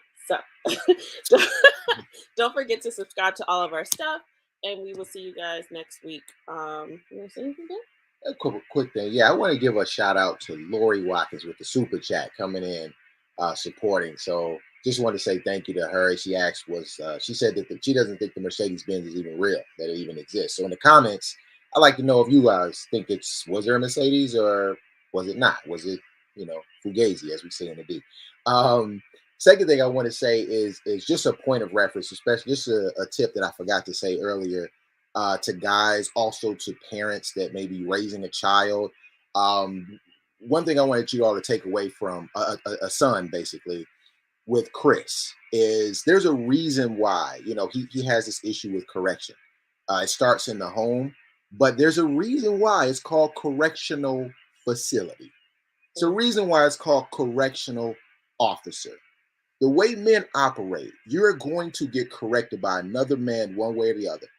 Whether it's life, military, police, yourself, another man, fight, whatever it is. So don't allow your young men or even your brothers or whatever to avoid conflict and confrontation. Allow them to go through it and learn from it, because that's the only way. The other way is you will end up somewhere where you get corrected, and it might not be pretty, or it might not be another day afterwards, because you're going to come around the wrong one. Because one day Chris going to act like he wants some smoke, and he's going to get every bit of it from somebody who just ain't got nothing to live for. So that's number two. Third thing, I want you to follow everybody. I really do want you to check out Steph, because finally I'm about to launch and relaunch my YouTube, and I'm going to launch it with her. Well, I'm going to talk about it on her show, so you guys be able to see it. We're going to be talking about the legacy dad. We're going to be talking about legacy, finance, relationships, the mental health and mental therapy for men and brothers and fathers and future fathers. So ladies, you guys can get your guys on there and watch it together. But she and I will talk about it on her show when I launch mine. So the handle and stuff, I'll give that out at that time. But it will be interesting, to say the least. So thank you all for having me, bro. You've been a great host, awesome brother, and I really think you're doing great things, not only on this one, but I've watched some of your other stuff. So check out some of his other work. He goes deep, and he's great at what he's doing. So I just want to say I appreciate you all for allowing me to be on here. Thank you very much, Stephanie and Ed. I appreciate that. Appreciate that big time. August, talk to us, baby. Literally, baby. Talk to us. First off, I want to say thank you to everybody on here, talking with us, making us you guys have been the enjoyment of this season. So I really appreciate that. I appreciate everybody in the comments, and they keeping us going, like Stephanie said, and everything like that. Make sure to subscribe. I don't know if you liked the video already, but if you haven't, like it. Subscribe to all our channels. Follow us on social media. Follow us and see what we're doing, man. And we appreciate things like that. My final thoughts on this first part of the reunion is simple. I'm glad that it's over. Looking forward to the next episode. And yeah. You know how they say some meetings at work could have been an email? That's how I felt about this first part of this reunion. It could have just been like a blog post on Lifetime's website. Let us know where we are now with everyone. And, it could have been an hour 20 tops. And I hope that there's something worth watching in this second part, and it's not just another time waster or another option to get more. Really, an option to get more ad dollars for Lifetime. I mean, I know they have to pay their bills, but geez, find another way. Give me something else to do. But as everybody has said, this has really been the fun part of this season, is being here with you guys on Sunday nights. I think that if I didn't have something to aspire to with it, I would have probably stopped around episode 6 or so. And so with this is at least giving us the community and let us all get together and discuss this and know that we're not alone and knowing that this is a train wreck. So I appreciate all of you guys for that, if nothing else. And that's pretty much all I got. Thank you very much, August Love. Guys, man, thank you so much, man. It's been another really powerful kind of live. I think we dug in deep a little bit this week as well. You know what I mean? I know there was a lot that was happening, so I really do appreciate all of you guys coming on here, sharing your time.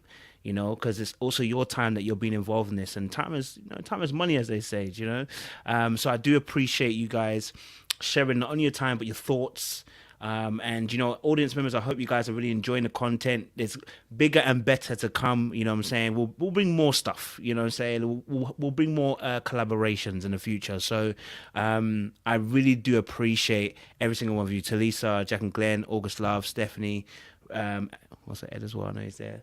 Really do appreciate the fact that you guys have come on here because you guys bring a whole fresh new perspective on the show, and I think you guys have said this, and it makes watching the show that much more enjoyable and easier. Because I won't lie to you, if I'd watched it on its own this season, I would have been tired because Chris and Paige are tiring me out, man. You know, there's only so much you can talk about manipulation and nonsense from somebody over and over again before you get bored. So honestly, you guys have brought that energy and brought a fresh new perspective, and I hope the audience have loved and enjoyed this. We had record numbers today on this particular live. We had 560 people come through. It's the biggest we had for our season. So, you know, we're looking to do more. You know what I'm saying? So as we progress, more of you will come. Please like the video, as I said, and please follow every single one of these people on here. Okay, go onto their channels, subscribe to them. They put out great content, and you will enjoy and you will learn. And that's the most important thing. So, guys, with that being said, thank you so much. We're going to see you again next week for the last episode of Married at First Sight, Season 12, the reunion. And then we break. And then, well, who knows what will happen in between that time. But I'm back here for July because they're back again. They're not giving us much of a break. They said July, we're going to be back here again. So we'll bring out some more great collaborations for you as well in July. So stay locked in, stay loaded, and stay hydrated, people. We'll see you again next